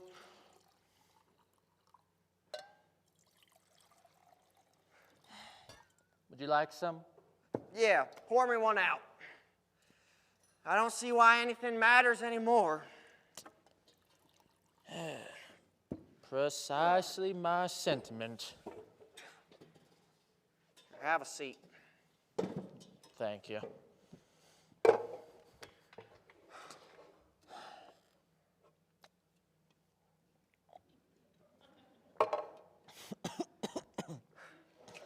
I just don't understand it, Kit. Yesterday, everything seemed to be going so well between Delia and I. I mean, we had all that trouble with her father, hating cowboys and all, which is why we've kept our romance in a secret. But I always believed that one day Delia and I would win out. Now, well, just not so sure. I get it, Dusty. 1 second, you got the sun on your face and pretty woman on your mind. And the next, the horse has thrown you off and the herd's stampeding.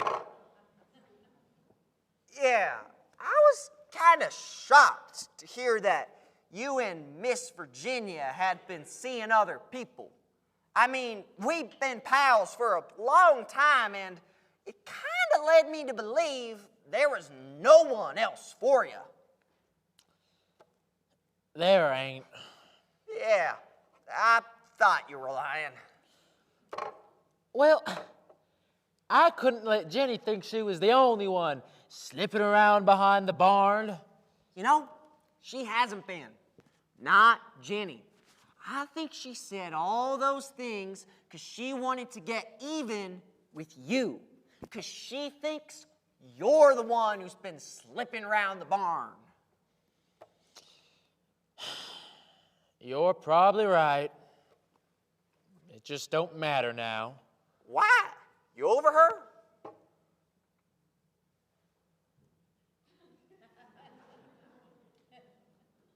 I probably won't never be over her. You don't get over someone as purty as Jenny. Then why don't it matter? She's a stubborn woman, Dusty. She won't ever bring herself to talk to me again. Well, then maybe you're the one who needs to do the talking first? You were there. I proposed to her in front of the whole town, and she as good as slapped me in the face. Like this!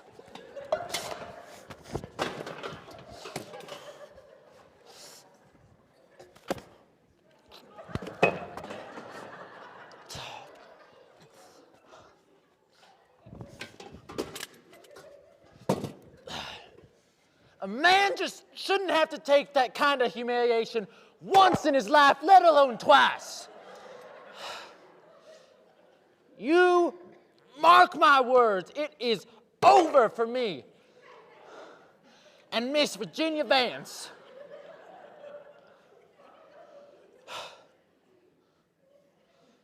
I hear your rage.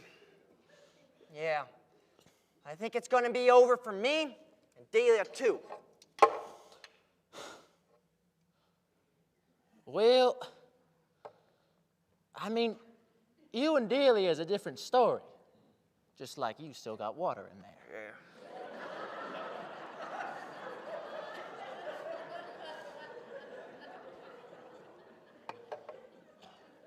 I mean, she's not mad at you, is she?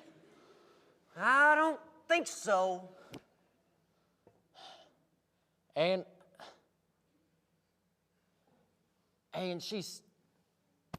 she still likes you, doesn't she? She still thinks you have purtiest eyes this side of the Pecos. Dusty? Dusty, what happened? Nothing! Not a dead blank thing!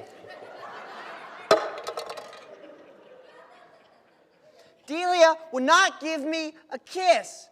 Not the littlest bit of a smooch. For the first time in my life, I couldn't even get a kiss out of a girl. Oh!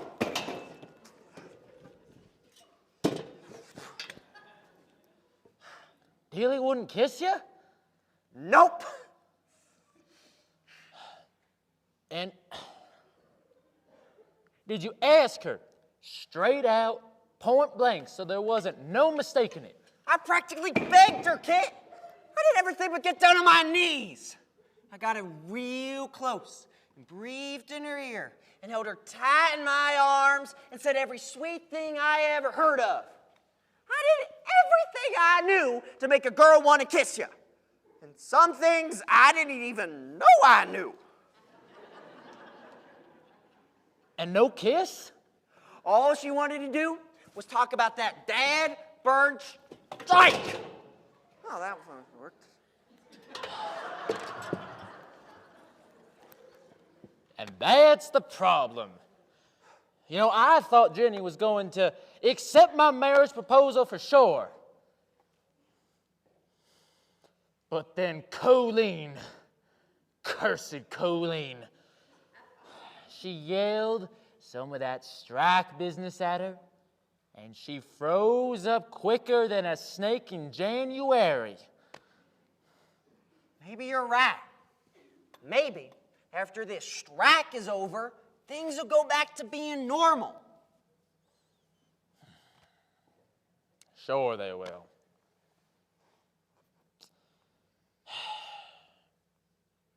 Of course, it may be a while before this here strike is over. I can't wait a while. If I don't get a kiss from Delia pretty soon, I'm gonna have to punch Utah Bill in the face a few more times. Well, there's a table. Oh! Still doesn't help. Well, that is the problem. Because the less loving we get from our ladies, the more fighting we do with each other. And tables don't feel pain. Which only makes them more and more determined to stay away from us till we sign that treaty. It's like old Jim Bob, stuck in a box canyon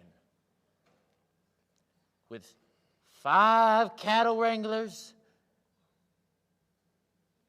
but only 4 bullets. He ended up scalped.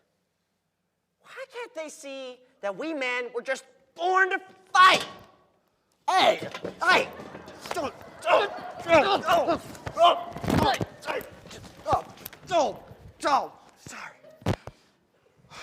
Well, they're gonna see a lot more fun real soon. Yeah, they will. What are you talking about, Cody? Well, Cree here just told me that Custer Tarnation is heading this way. He should be here over the next couple of hours. That Custer Tarnation. Custer Tarnation? There you on? He's headed for Blue Butte? Afraid so. Well then, we've got to warn everyone. We've got to get the guns loaded, the windows boarded, and the woman. We've got to get them all out of town into the desert somewhere safe. Like that old Thompson Ranch out north of town. Yeah. No one would ever think to look there. That should work. And then we'll be free to teach Custer Tar Nation a thing or two about this town. Yep. He'll see that Blue Butte and Cactus Gulch are 2 entirely different towns. They never did rebuild that town after Custer came through. For sure. They're gonna find out that Blue Butte and Cactus Gulch are 2 different towns, that's for sure. You're kidding? Look around you. As all fired and worked up as we are, we'll jump at the chance for a brawl and gunfight with someone like Custer Tar Nation. That's if the woman let you, that is. When the women know it's Custer Tar Nation coming to town, they'll let us. Are you 2 thinking what I'm thinking? Because if you're not, you're going to be real excited when I tell you what we are going to do. Well, hurry up. We ain't got much time. Tarnation should be here by sundown. Better have this all taken care of by then. Only real problem I see is getting Cree to go along with it. Oh, no, you don't! I should have listened to my mother. Go to Cambridge instead of hanging out with cowboys. Shut up! You were brilliant. You were brilliant. You did great. I tried to match the energy, and I don't feel like it. Dude, you were really good. Did you see that? No. Caleb was doing. No, he was. So Caleb was like, dude, you tell me. Well, no, I've slapped the table before, and I made the water go out of the thing a bit. I slapped it real hard, and totally took it off the table. And then there was water all over me, and I just got so mad I started tearing up the place more. I tried to match some of that energy. Crazy. And at the end, when I got out of my seat, I kicked my seat up, and it hit him. He was like, "Hey!" And I just did a line about how we always are fighting. Came and was like, "Hey!" And then we started fighting each other on stage. Could not have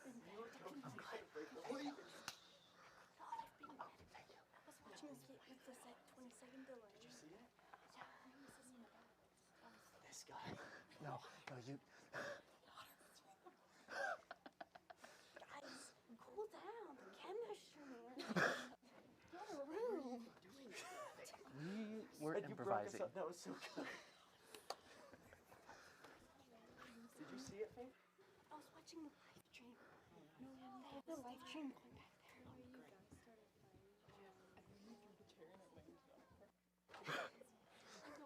I wish I did a better line there. I was like,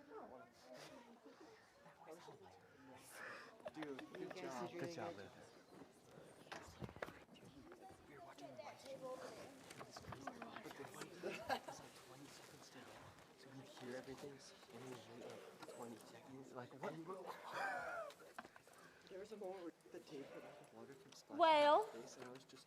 it's heartening to see that you ladies at least know how to set a proper table. Why, thank you, Miss York. You know, just because we happen to be dancers doesn't mean that we're completely lacking in manners. It doesn't mean we're late of the Good job. So I feel we'll never be able to I was just kind of unsatisfied with so much. Miss Allegra, we committed ourselves to a truth during this time, and I would appreciate if you could remember that. It's just fun. Well, you were doing such a good job. You don't have anything to be Mama upset does about, get the dude. better of me sometimes. Good job. I don't know if, yeah. That was like Forgive me. us just being mad the whole time. Of course. That was perfect. Now, come on, Cordelia. We'll have to make the rest of the beds down here since the upstairs seems to be full. And for a matter of the record, I have never considered you ladies of the evening, as you put it. I just simply do not approve of the way that you show your legs when you dance. If I had thought that you were bad girls, It just got bigger and bigger and bigger. I simply would have never spoken to you at all. Well, I did motion it, and I was like, there's a. Well, I'll be tied to the tracks and run over from the 520 from Tombstone. Can you believe that? Know whether to be impressed or angry. I did it a lot harder than I did it when I got. That's for. Well, if that's how she treats dancers, I'd hate to see how she treats a real lady of the evening. Born to fight. Hey. Because it's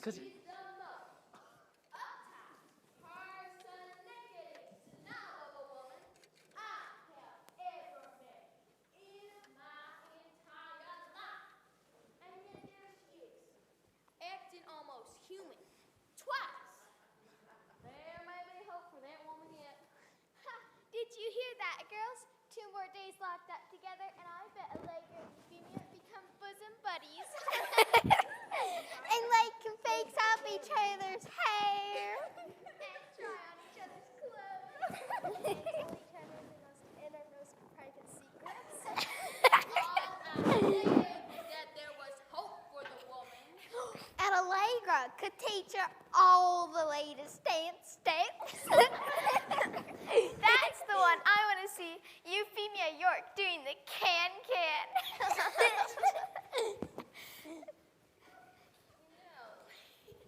If Euphemia's doing it, you'll have to call it the can-can.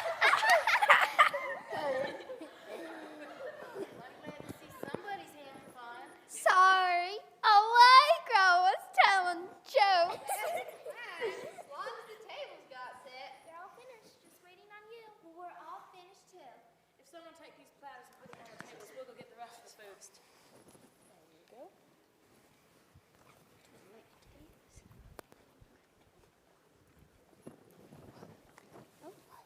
Ooh, this fried chicken smells mighty good.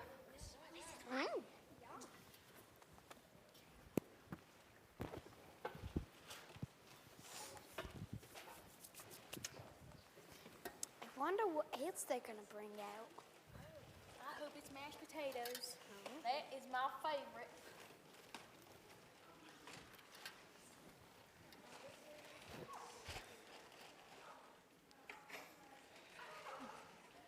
glad we made it on time before they ate all the chicken. Oh, are you talking about us? Oh, Allegra.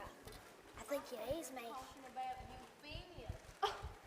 I would never eat that much chicken. What about that one Friday night dance last week, huh? Ladies. It was really yummy. You sure were hungry that night.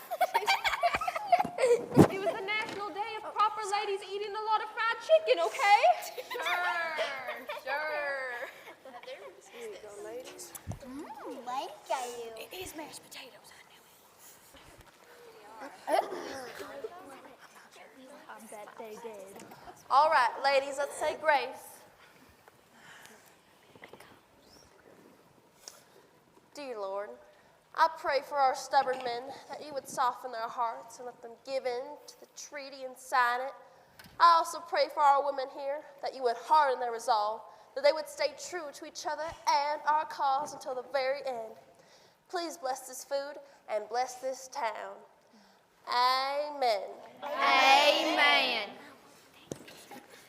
Poor Jasper. I wonder what he's having for supper. He's anything like Jack. He's starving to death. The extent of his cooking knowledge is putting butter on bread. That's just what I'm worried about.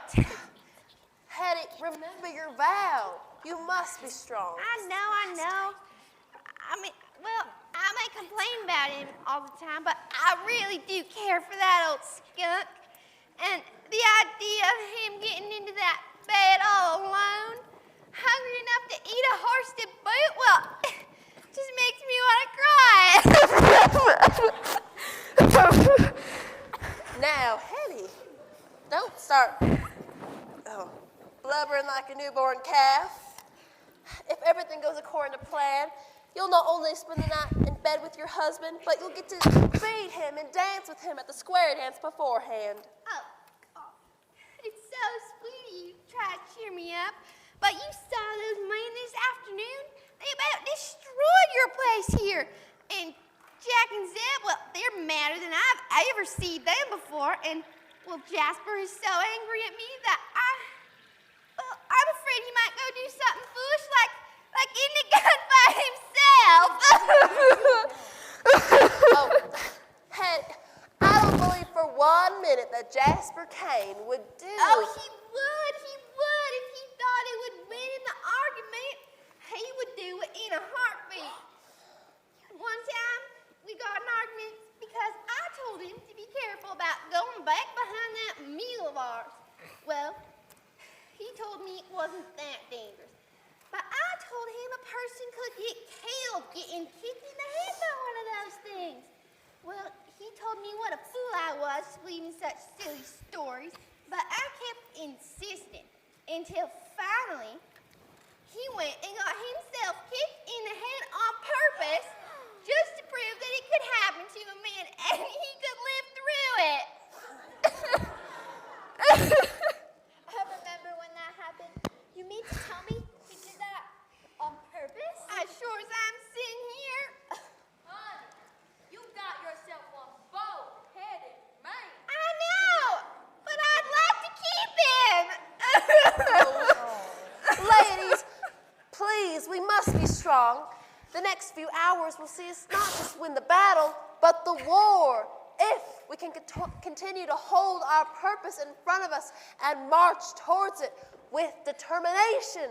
But who wants to win the war if you've already lost your man? Dad, for some of us it's too late.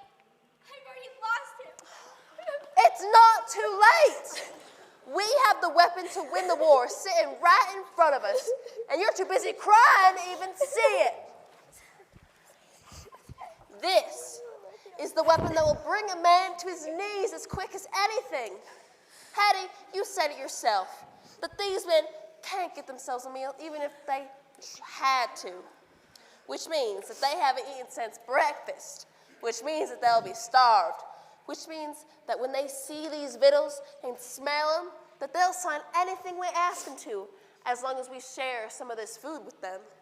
I mean, you might be right. Whenever I want anything from Jasper, all I have to do is mix up up a batch of these here biscuits, man.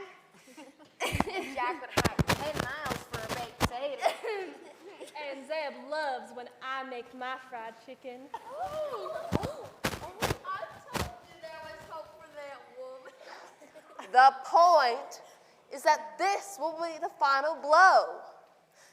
Not that I want to be disagreeable or anything, but I do see one small flaw in your plan, Colleen. Don't say another word. Virginia, what did I have you do while the rest of us were making up supper? You had me go find Doc Connors and Reverend Shaw to round up all the men to meet us here for one final chance to fix this whole problem. And what time were the men supposed to be here? Right after supper. And since we've already agreed that the men can't cook, that means that there'll have been no supper, which means that they'll be arriving any time now. Oh, gentlemen, we didn't expect you. We're not quite finished with supper yet. Looks like you haven't even gotten started. Oh, no, this is second helpings. Right, ladies? Hey. Now, Cordelia, my dear, you've got to tell me, which one is it? What do you mean? You obviously have a man somewhere in here. Now, don't play games with me. As your mother, I demand to know which one it is. Oh, it isn't Augustus Preston, is it? Mama, of course not. Good. It's him, Dusty Barnes. Oh, not bad, honey. He might just do. Aren't you mad? Aren't you gonna tell me that you'll never let me marry him and that I have to find someone else? No. But Daddy said he'd never let me marry a cowboy. That's because your father was a cowboy himself once, and he knows what they're really like.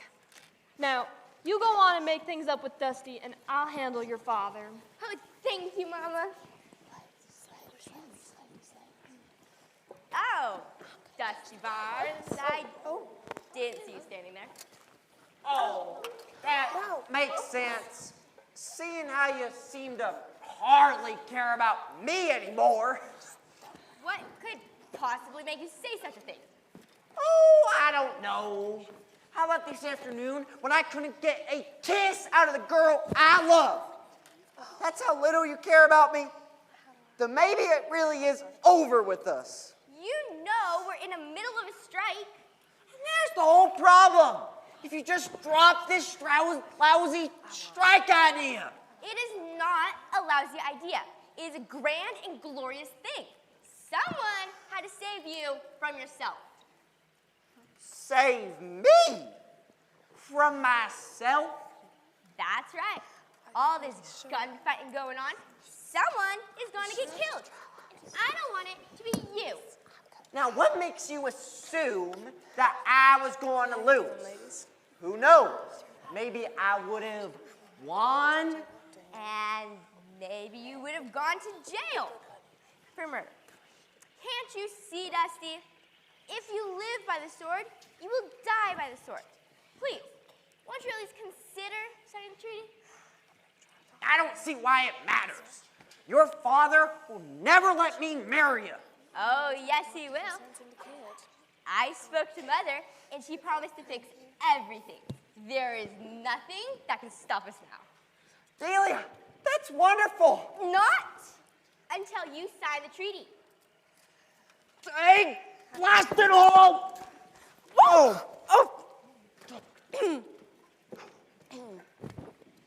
Careful there, Miss Vance.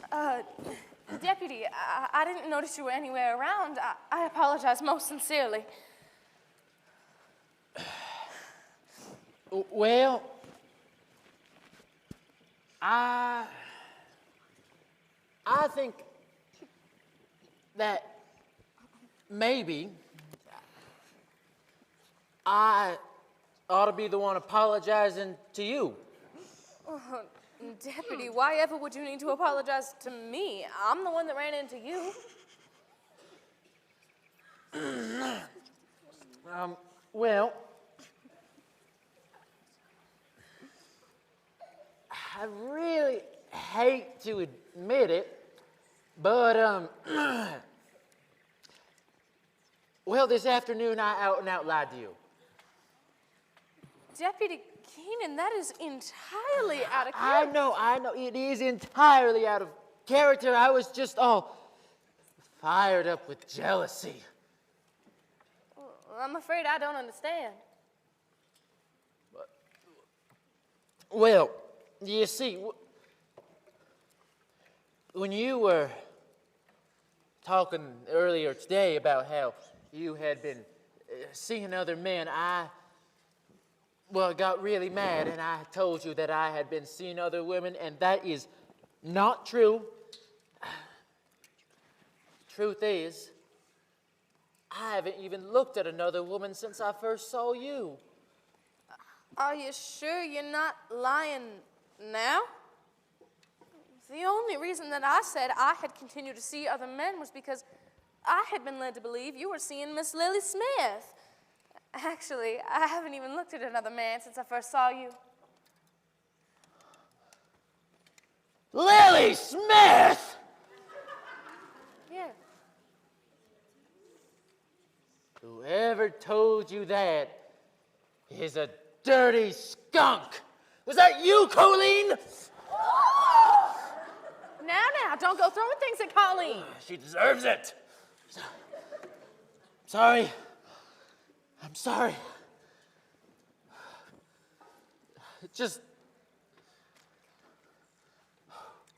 The truth is, I'm in love with you, Jenny, and I'm just so mad at Colleen for trying to get in between that. Oh, kid. I'm in love with you too. Not until you sign our treaty.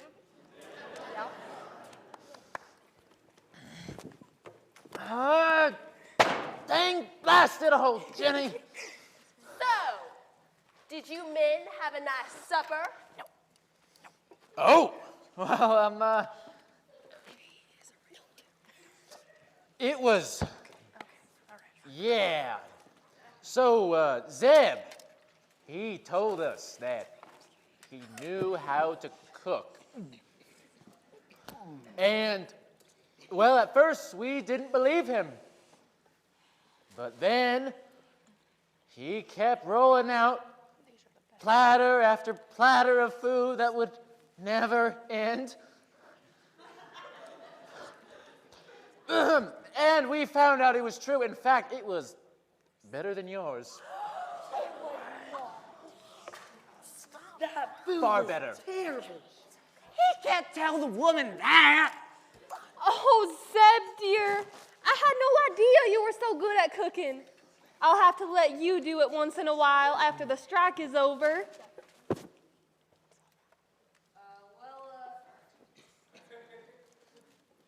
Why don't we discuss that after the strike? He's lying. Well, maybe we should head over to the Brawling Bull, and you ladies can send someone over for us when you're ready. Oh! We're practically ready now, Jasper. Here, let me clear a spot for, and you can sit right beside me. That's okay. I think I'll just stand. Oh. You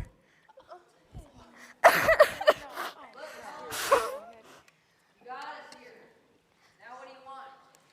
The same thing we wanted before, Zeb. We want you to sign our treaty. No, we won't. That's all.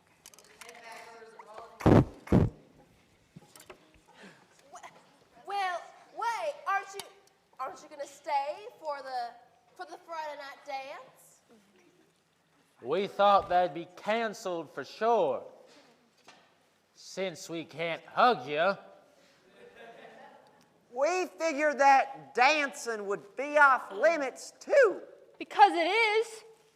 What are supposed to do at this dance? Dance with each other? Whoa. Of a good time is not dancing with the deputy. Nothing personal, kid. None taken. Well, of course we don't expect you to dance with each other.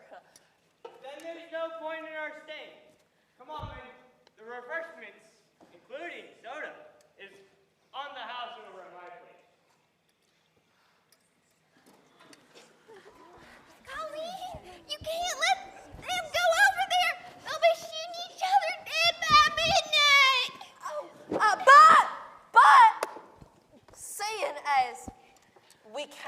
dance with each other.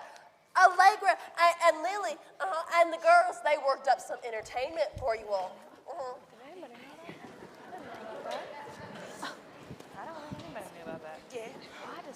Allegra. Have so much. Whoa. Well, you better do something to keep them here. You can dance. That can thing. I know they really like that. But Euphemia, we thought you were totally against the can. Well, that was before I was fighting for my husband. And now I say, get out there and can like you've never can before. All right. Surely, Euphemia, we didn't hear you correctly. You didn't just encourage those girls to do the can. Did you? It was because of that evil dance that we started Blue Beauty, Ladies' Righteousness and Moral Correctness Society in the first place. Well, that was before we went to war, ladies. And now we're at the final battle. Make no mistake, if those men get over to the Brawling Bull, we'll have dead men on our hands. And in my opinion, the can is of a lesser evil than that of murder. I can't believe you're serious. Oh, Enid, darling, if I thought it would help, I would be up there can in my own can this very second.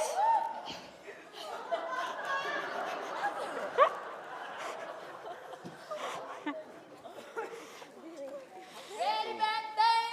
Ready. Then, ladies and gentlemen, without further delay, the Blue Beauty Dancers.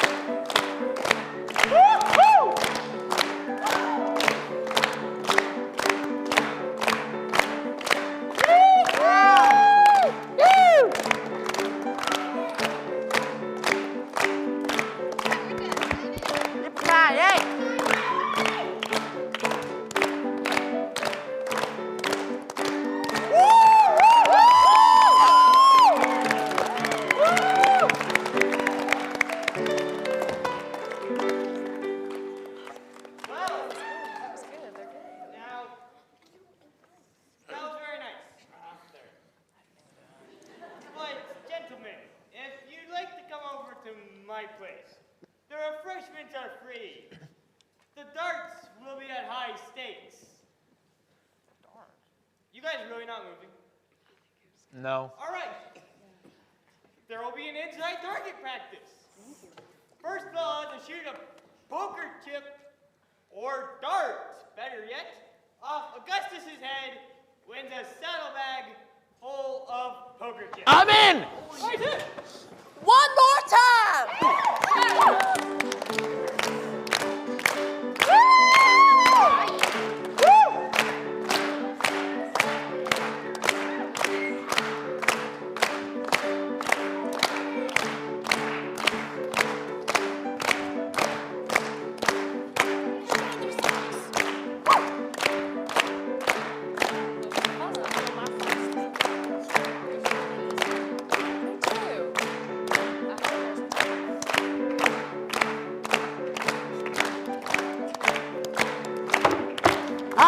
I give. Where do I sign? Major! What? Fine. Get out of my way. Jeez, get out of my way. I'm the chicken bone.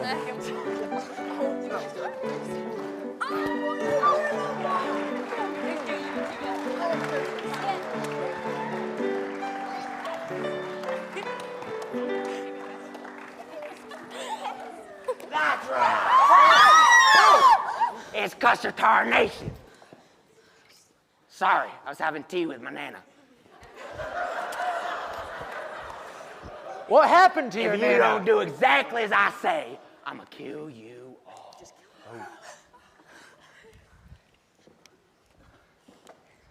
But our man ain't afraid of you. So you best get on out of here before they pull their guns and chase you off. Yeah. You just get back on your horse, and we'll pretend that this didn't happen. And if I don't, Show him, Jasper. But I can't. I've given my word and signed your treaty. I will not fire another gun as long as I live. Jasper, what are you doing? Kit, do something. I will.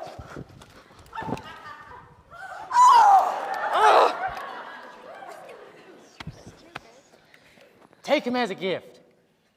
They're very nice. You see, I and all the men of this town have taken a vow at the lady's request to never fire another gun as long as we live. Merry Christmas. Us? Oh, Kit, why did you have to choose now to listen to me? You asked. Blame the woman. Dusty, No. what are you doing? Really?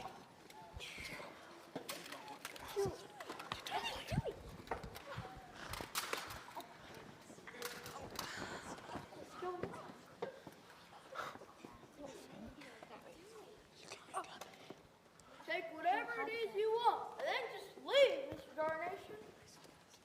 Here, would you like my wallet? Take her. I love her dearly, but without my guns, there ain't no way I can stop you. sure, it's been a while since I've been married. On the other hand, I think I'll take them too.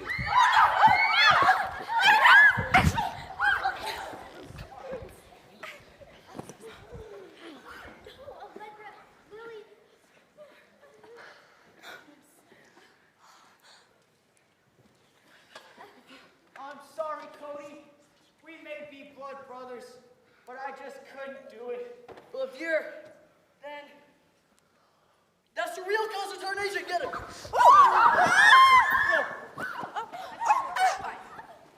That's enough of the games. I'm here for the gold, and I'm not leaving without it. So you gonna give it to me, or do I have to start shooting me some townspeople? But we don't have any gold. That's not the story I heard from the geologist over in Cactus Gulch. Right as I was getting ready to shoot him, he begged me for mercy and said that if I spared his life, he'd tell me where there was the greatest mother lode of gold in the entire Western Territory. And you believed it. He was obviously lying to try and save his own skin. It didn't work. I shot him anyway. What? Well, and he tricked you, too. There is no gold here in the Blue Butte. What do you mean, Colin? You paid me $10 for just a little rock of it today. Don't you remember? Oh, really? You paid $10 for a rock, but there's no gold here in Blue Butte. Yeah. You can't listen to her. She's off in the head. You know the time. You can't fool Custer Tarnation. Even if she's crazy, the geologist in Cactus Gulch wasn't. And he swore there was gold here up until the very moment I shot him. And he was lying. I mean, how would he even know if there was gold here in Blue Butte? He's never even been here. Your local geologist told him. Said that he and his partner had a scheme going that was going to make the two of them rich beyond their wildest dreams. That there was a rich vein of gold right here in Blue Butte. And they figured out how to get it all for themselves. We were just trying to make sure, ladies and gentlemen, when Augustus here, the dumb one, was done with all his tests, we were going to tell you. I promise that's why Augustus kept on taking Kate's fool's gold. Because it wasn't fool's gold at all. It was real gold. That's why I kept trying to get us all fighting with each other. Yeah, because everyone that died would be one less person he'd have to share with. No, you got it all wrong. You see, he wasn't going to share with any of you. What? You see, we were going to wait until either the whole town was dead or had moved away. And then we were going to keep all the gold for ourselves. Shut up! You idiot! Why? You low-down snakes! We should turn fellow down. Sheriff of this here town, I can't let you do that. But if it were to happen while I were in bed, I reckon there would not be anything I could do about it. Wait a dang blame minute. Y'all remember me? Custer Tarnation. The meanest, cruelest, nastiest hombre north of Mexico City. Y'all mind paying attention to me for a moment? After all, I'm the one with the guns. Now, I want me some gold, or I'm gonna start killing. Maybe I'll start with the sheriff.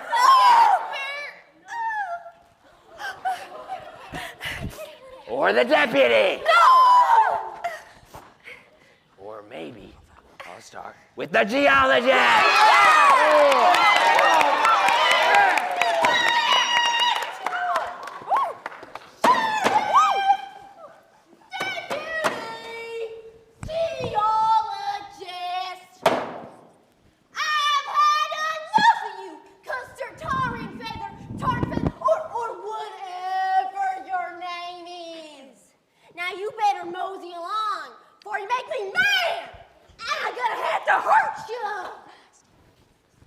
Or maybe I'll start with the batty old woman. How about that? Would you like me to blow you away, you old loon? Try it! You see, Custer, the problem with dealing with crazy people is that you never know what we're gonna do! Like, I might just decide to pull these triggers. See that right there? Just to see what would happen. Would you like to see what would happen? Please don't do it. I'm real sorry. I'm real sorry. I tell you what, Custer, what I'm gonna do. If you leave right now and never, ever, ever come back and never try to get my gold again. Maybe, just maybe, I won't try to hunt you down like the low-down, stinking coyote that you are. I said right now, and send my regards to your Nana.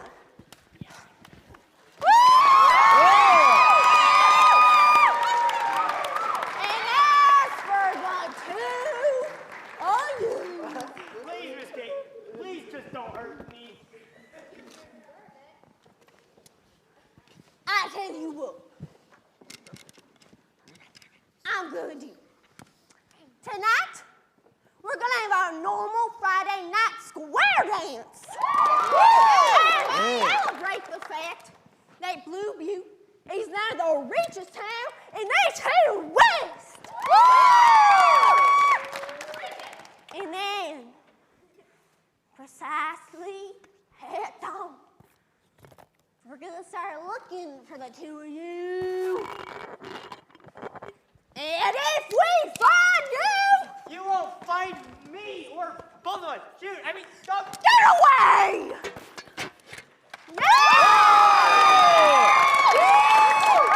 Okay, take your partner, spin around.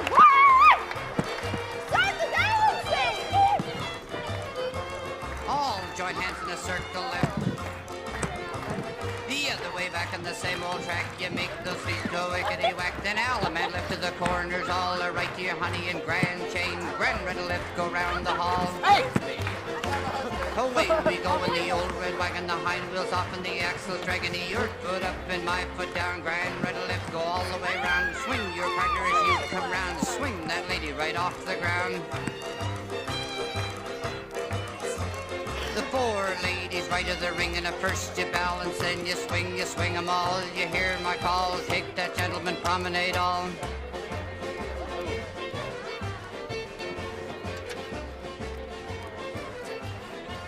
The four ladies right of the ring, and at first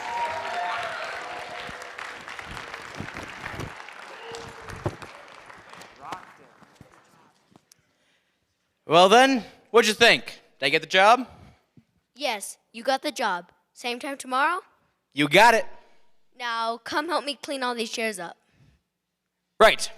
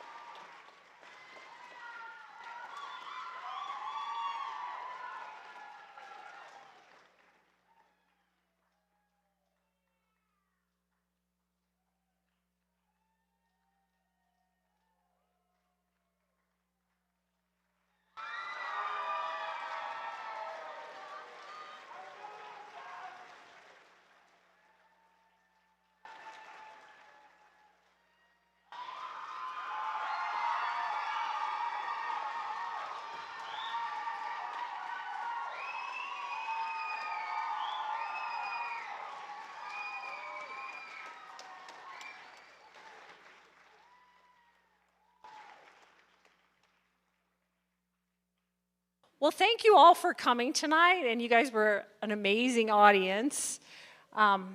We had quite the attitudes on stage. I would like to pull. We're gonna get serious for just a minute. So I'm gonna pull. Where's Eliana? Where are you at? She's right here. Eliana's coming up.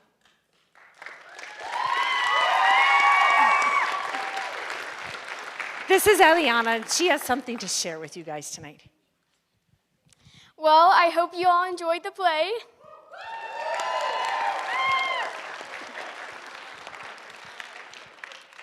Thank you for coming, and before you go on your way, I wanted to share a quick message with you.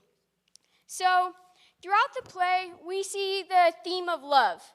I mean, the men were hurting themselves pretty badly, but didn't even see the danger they were in. So the women, because they loved their men so much, took action to save them. Even when their husbands didn't understand, their wives still did what was best for them. Likewise, we are hurting ourselves through sin and destroying our lives.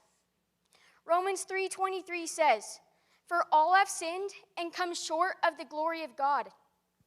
This verse tells us that all people have sinned, and because of this have fallen short of God's glorious standard. No matter how many good things we do, we will never be able to work our way to a perfect God. Romans 6:23 says, "For the wages of sin is death, but the gift of God is eternal life through Jesus Christ our Lord." This verse highlights the consequences of sin, death, which is eternal separation from God. However, it also introduces the solution, which is eternal life through Jesus Christ. You see, God didn't leave us to deal with sin on our own. He made a way for us to be with him and took action to save us, even when we didn't see the trouble we were in. Romans 5:8 says, But God commendeth his love toward us, in that while we were yet sinners, Christ died for us. He did this not because of what we have done, but because of his love for us. And we must choose how we are going to respond to this gift. Romans 10:9 says, "If you declare with your mouth Jesus is Lord, and believe in your heart that God raised him from the dead, you will be saved." He promises that if we choose to accept him and believe in him, he will give us not only eternal life in heaven, but an abundant life here on earth. And I know that he has definitely done this in my own life. There was a time in my life when I was filled with a lot of fear and worry and stress. But then one day I heard that there really was a God, and that he loved me very much and wanted me to be with him forever. But I also heard that I was a sinner, and that because of my sins, I was separated from him. Nothing I could ever do would earn his forgiveness. So he came down and died for my sins, taking my sins upon himself. But he didn't stay dead. 3 days later, he rose again, conquering sin and death. And he promised to save anyone who believed in him from those two things. So I put my faith in him, and he changed my fear into hope, my worry into faith, and my stress into peace. If I had never met Jesus, I'd be full of anxiety. But because of him, I can have perfect peace. And we all wanted to tell you that this same Jesus loves you very, very much. And I encourage you, if this isn't a step you've taken, to talk to someone about it. I'm sure Pastor Watts, Mrs. Wiseman, Mrs. Umpleby, and even we would be very happy to tell you more about Jesus. But don't wait. Jesus calls you to take this step now so that he can fill your life with meaning and purpose in him.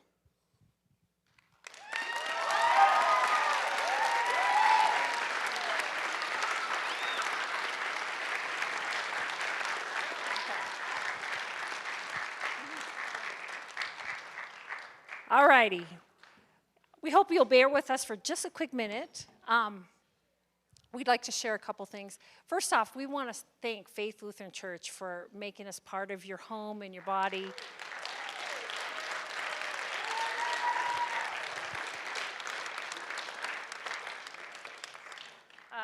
Pastor Jerry and Joy, could you guys come up here? Sorry, you're recording.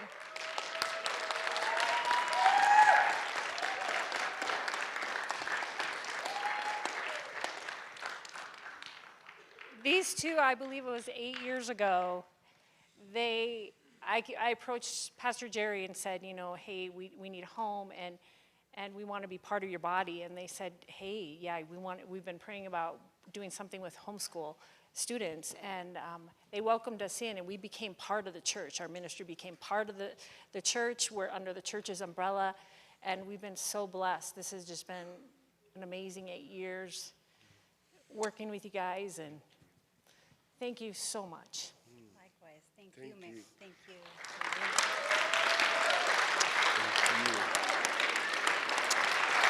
Thank you, Mimi. Yeah. You have been a huge blessing to everyone here. We thank God for you. Thank you. Thank you very much.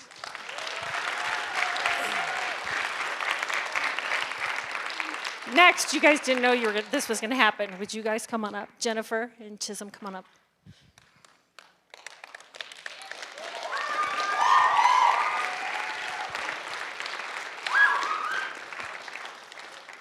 So these two, they've been just such a blessing because they came on, and Jennifer came on 2 years ago-ish, 3 years ago, and you've just been such a partner and a friend and just like worked with us, and just such a blessing to all of us. These students, they know what a blessing it is to be part of this church, and man, they've been blessed so much being under you.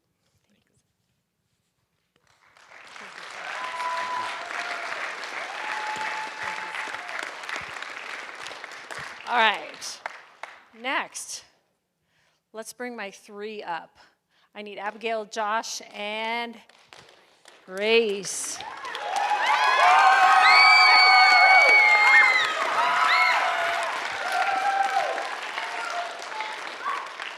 These 3 are really special students. This year, they all stepped up. We do a student leadership program, and the 3 of them became student leaders. And Race, let's see here, grab the right thing for you guys. Race took over the skits this year. So all the skits that you saw go on, he took both casts of skits. We have 2 full casts, and we flip-flop students around so that they can get plenty of lines in. So Race is the one who like spent all the time making that happen. Thank you, Race.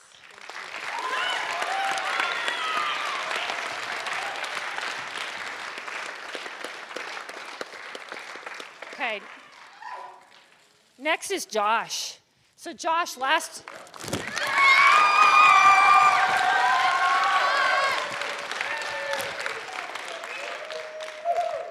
year, Josh was our stage manager, and he got really bossy behind stage. It was amazing. And so we approached him and said, Josh, what would you think of being a student director? So he took the other, actually tonight is your cast. So Josh is the one who was a student director who led this whole cast and put these guys together. He bossed them around all year and did amazing. Thank you, Josh.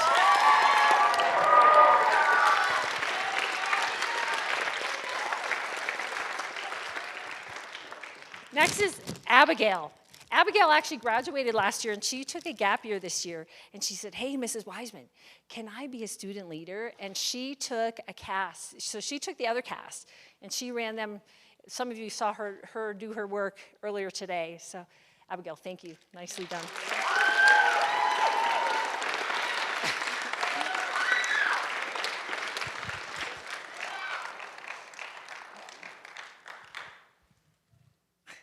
She knows it's coming. She hates this. So Stephanie is a behind-the-scenes person, but she is one of the most amazing people I've ever met in my life. She is so talented at organization and skills. If you walked back behind our stage, our entire walls are plastered with charts and programs. And all these students, do you guys not go look at the charts okay, when do I come on? When do I put on my microphone? When do we do that? She has it all charted out. It's she makes everything go so smooth and amazing. She's so gifted. And she's just had my back for everything through the years. It's been just so amazing. This is for you.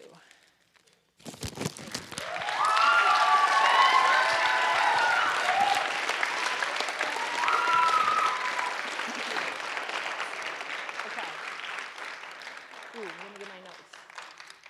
Okay, now we're going to transition to kind of some fun stuff. Okay, we have 9 seniors. I think I mentioned that earlier.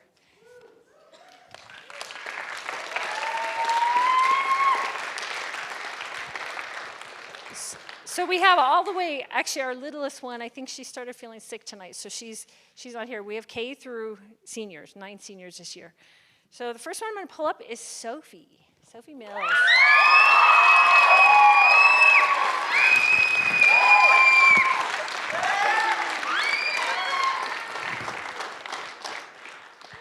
Okay, you can give that to her. Yes. Oh, no, I don't have to make decorations for my grad party. Oh, I thought you were a little girl. You would think that. Okay, that's for you, my dear. Sophie, it's been really fun. Sophie came on this year, and what an honor it's been to have her part of our program. So she was, if you didn't come to the other earlier show, she was also Crazy Kate, like Faith. These two, she's pretty crazy. She told me the other night after our tech rehearsal, she started throwing forks, and she goes, "Hey, Mrs. Wiseman, I don't know if you didn't know it, but I kind of have a fork thing." And she's throwing forks at everybody. But I just love them. What can I say? But what's even more important about Sophie, though, is Sophie has a heart for the Lord. Man, she's got such a tender heart. And when she auditioned, I didn't know this girl. She comes in and she was just like, she tried out for Crazy Kate. And she just nailed it. And I'm like, oh, this girl's kind of crazy. But then Sophie, her heart just she got to me. This girl is amazing. And she's going to go do ministry this next year, if I'm not mistaken. Yes, is that right? Yeah. I'm going to do YWAM. It's called Youth with a Mission. It's a 6-month program where I'm going to train to become a missionary.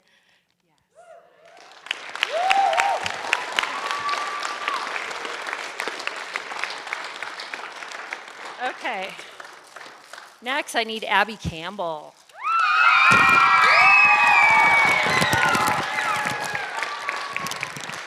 Thank you all for being patient with us as we've never had 9 seniors. This is crazy.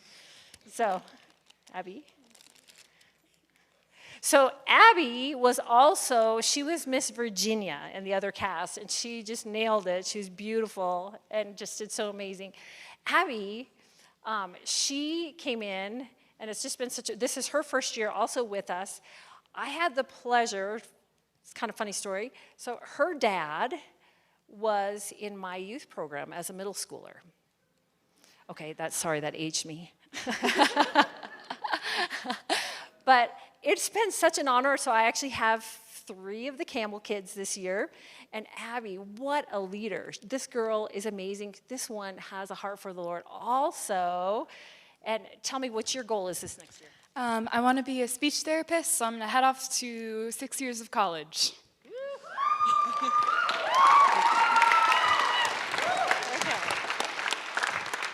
All right, Caleb Coates.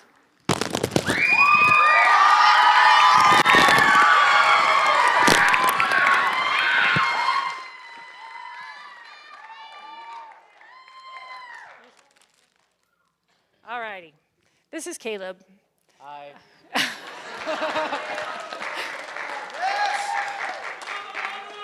After his little bit wild scene, he came off stage and I said, "Well, Caleb, did you plan that?"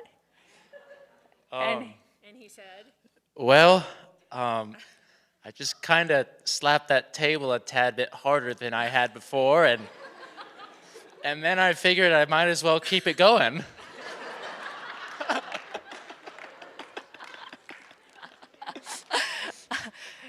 Caleb has brought a lot of joy to our program. So Caleb joined us 2 years ago, so I've had him for the Beverly Hillbillies as well as this year. And what an honor. And Caleb is just such a leader. You know, he just, another one that has a heart for the Lord. We have so many seniors that just love Jesus so much.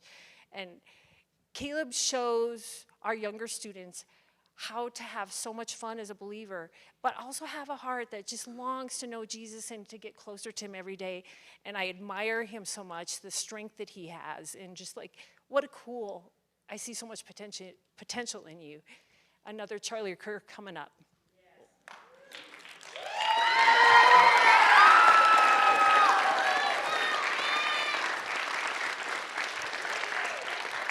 Esme, do you know that guy? Esme, you know that guy? Okay, we got Bryce Wilson.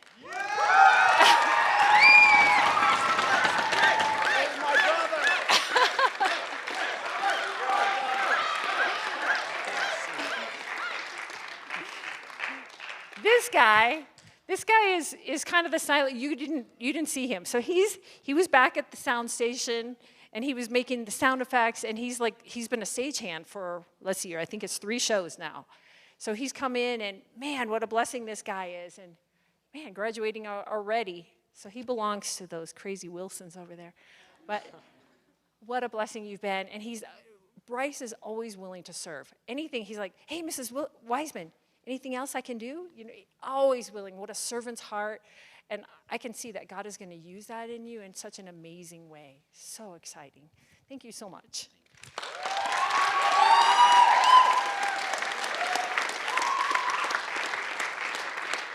Eliana, I don't know where you...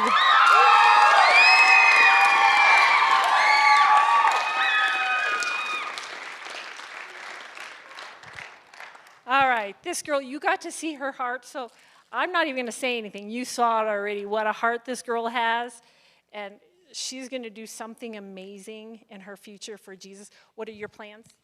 Well, I want to study to become a historian, so yeah. So, yeah.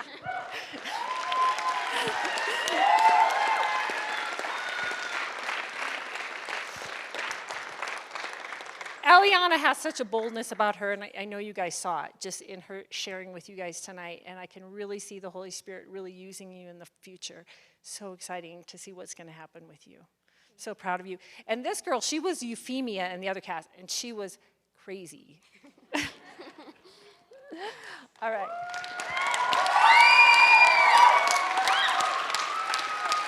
Oh, I failed to say with Eliana. Eliana has been in 4 performances the last 4 years with us. All right, next we have Paul.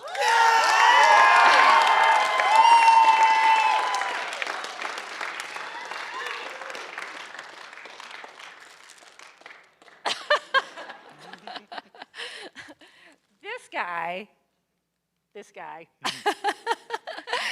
he loves playing the evil parts. I do them perfectly. You know, but the cool thing is he is not a bad guy heart. He's got just such a tender servant's heart. This year, Paul would finish up a C&M class, and he would show up early, and he would help before all the other students would get here. And he'd set up the classroom all ready for, like, everybody would walk in and not know that he was the one. You guys probably didn't know this. He would set up every week, like over on the other side where we worked all year. He'd, like, tear down these walls, and then he'd set up tables. He is a servant. You are. Well, maybe mom and dad don't realize that, but but you know what? I can see where God is going to really use that in you, Paul. And Paul actually wants to come back next year and serve in the student leadership. So, yeah. So proud of you. Oh, fine. Okay. Luther, come on up.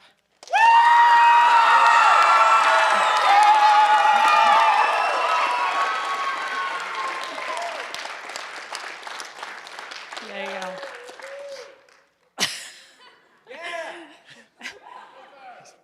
This guy, can I tell a story about you? Oh, sure. In fact, I might be ready for it, but we'll see. Yeah, you probably are. Okay, this guy has been around for a while. He's been around for, let's see here, I believe it's 8 years and 7 shows, I think. So now, actually, Paul joined us during COVID. We got shut down 2 weeks before we were about to perform for Robin Hood. We waited a year and a half. We performed it basically like a VBS. And Paul joined us then. That was when Paul came on. So he's been in 6 shows. Luther, you've been in 8 shows through our program. Or 7 or 8? I might be getting it mixed up. 6 or 7, something like that. 7 or 8. 7 or 8. Yeah. So, yeah. 6 or 7. Ah. You're so funny. So, Luther, the first time Luther was in a show with us, he got just a few lines. I believe it was 11. Something like that, yeah. Something like that. He had 11 lines. Luther was a little newspaper boy, and it actually kind of talks about that. Do you know them? Oh, no. Oh, no. So Luther, Luther, you got to memorize your lines. Yeah? Yeah. Luther could not memorize his lines. I think it was 9 or 11, could not memorize lines. And so we finally typed up his lines, and we put them on the back of a newspaper. This newspaper, to be exact. And Cool. these lines, to be exact. I thought I'd give you a prop for once. I typed this. I had a feeling she was going to share this story, so. We've talked about it this year because, it's just such a good example to the students below him of how when they're young and they're growing, it's hard to memorize things and it's hard to get things across. And Luther has grown and matured into the most amazing young man. And I wish you guys could have heard him today. He shared the gospel. Man, what an amazing testimony. This guy's going to do something amazing. Tell us what your goal is. I'm currently looking and hoping to go into the film industry. I'm looking at Biola University right now, and that's where I hope I'll be able to continue to do cool things like this for God.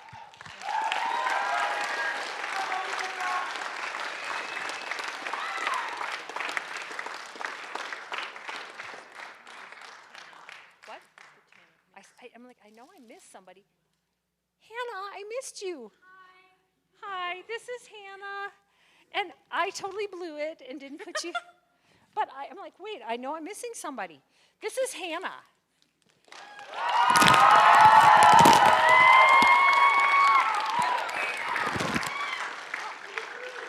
She was going to give you a hug. That's so neat. Here you go. Oh, thank you. Thank you. Hannah's been with us for, I need a hug. Hannah's been with us for 3 shows. And man, this girl is so talented.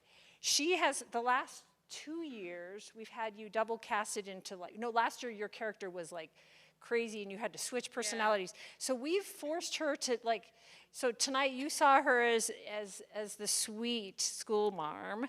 And the other show, she's one of the mean snobs. And so she's had an opportunity to really develop character. She has got such talent to be able to pull character, and we knew she could do it as we did, because not many people could switch such extreme. And Hannah, we're so proud of you. Thank you. One more. Hannah's goals. I am gonna share a little bit of something about myself. When I first joined theater, my mother, who's sitting right there and is an amazing woman, I love her to death, she had to practically force me to join the drama group.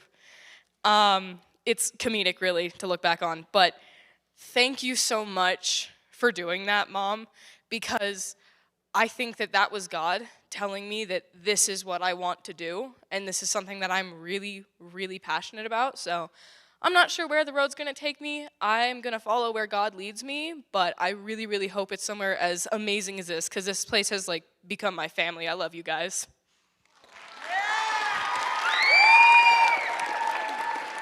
I didn't forget Abby. I have one more. I haven't forgot you. Did you think I forgot you? No.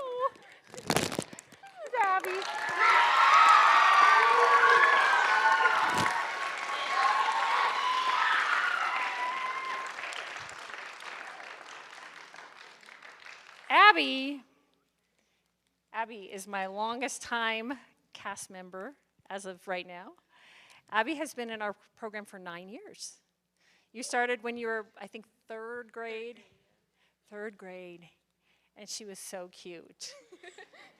She was one of the little bitties. So Abby has been so amazing through the years and grown so much. She's part family. She's just amazing, and I'm so excited. Actually, little blessing to us, but Abby's going to actually go to school with my daughter next year out in Oklahoma. So super cool. She's such a blessing. Another one who has a heart for Jesus, and man, she's just one of the most amazing young ladies. Stop looking at me like that. These kids are a blessing.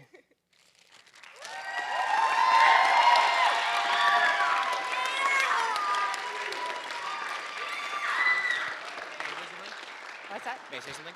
Yes. Alrighty, folks. This is unplanned, so I don't care if you get up and walk away in the middle of it, but it deserves saying.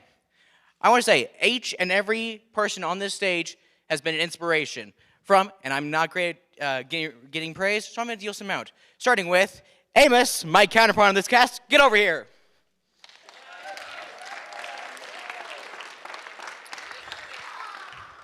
When I tell you this man plays a cold and conniving villain exceptionally, I mean every single syllable of that, okay? This is a villain, okay? Do not doubt that. He's a great guy off the stage. On stage, do not trust him with your car keys. All right, you're good. Next up, we have Faith and Sophie playing Crazy Kate. Both of you get over here. I can't see you currently. Faith, up here. Sophie, you're over there. Get over here.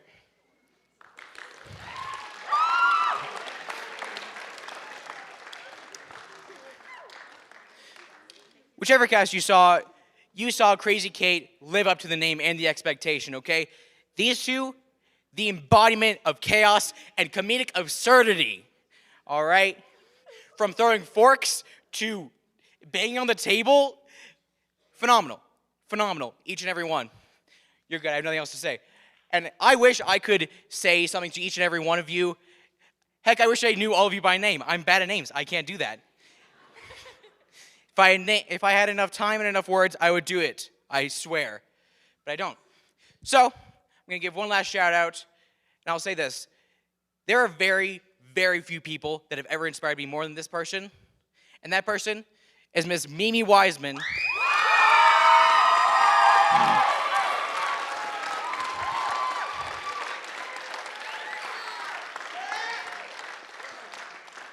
Didn't expect this much cheering. The director and leader of this group, who has led all of us through sub-directors and through everyone else to, know the word for it, greatness in this play, on this stage, and everywhere else. So let's get one more round of applause for Miss Mimi Wiseman!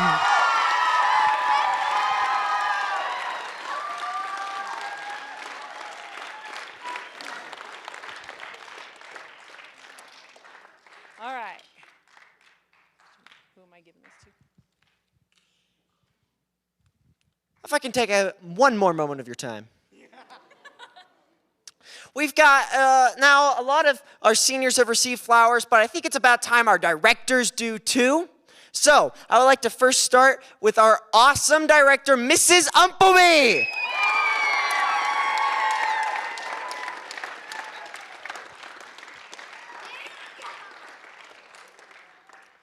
If I had one word to describe Mrs. Umpleby, it would be Batman. She's working undercover all the time, meticulous and organized, and she is the woman who keeps us all organized. Mrs. Wiseman, I love you, but you're much like my mother, very disorganized. When it comes to creativity, at least. But Mrs. Umpleby keeps things on track. Every year, our backstage gets more and more precise with new charts. Where am I going to sit? There's a chart for that. When do I go out? Well, there's a chart for that. When am I going to bow? There's a chart for that. And she, and not just this play, but every single week, she's sending out emails, giving us the information, not just about the next week or the next Thursday, but about the whole year. Charts about when are your children going to be on stage? When are things happening? Do I need to bring a donation for the after party? I don't know. But, Mrs. Umpleby, You pour so much time and energy in making this whole play a success, and it is not gone unappreciated. Thank you so much for what you do to make this thing possible and happen every single year. We are all grateful for it. Thank you so much. Thank you. Now, I know we've already been here a while, but just an amazing woman Mrs. Wiseman is.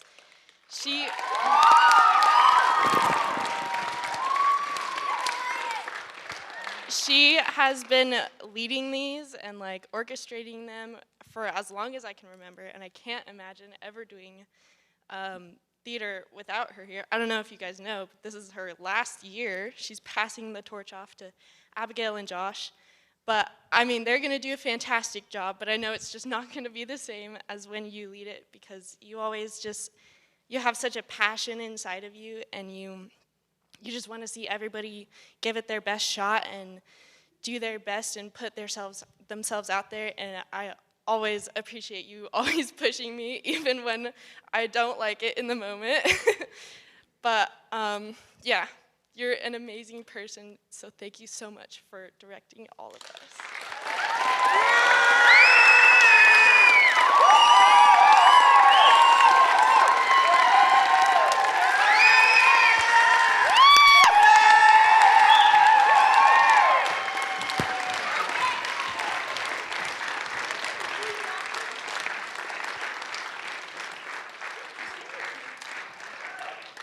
All right, thank you so much for being patient. I know that was long, but thank you so much for honoring these students and staying this last little bit. We appreciate it. We just wanted to honor our seniors especially and these students.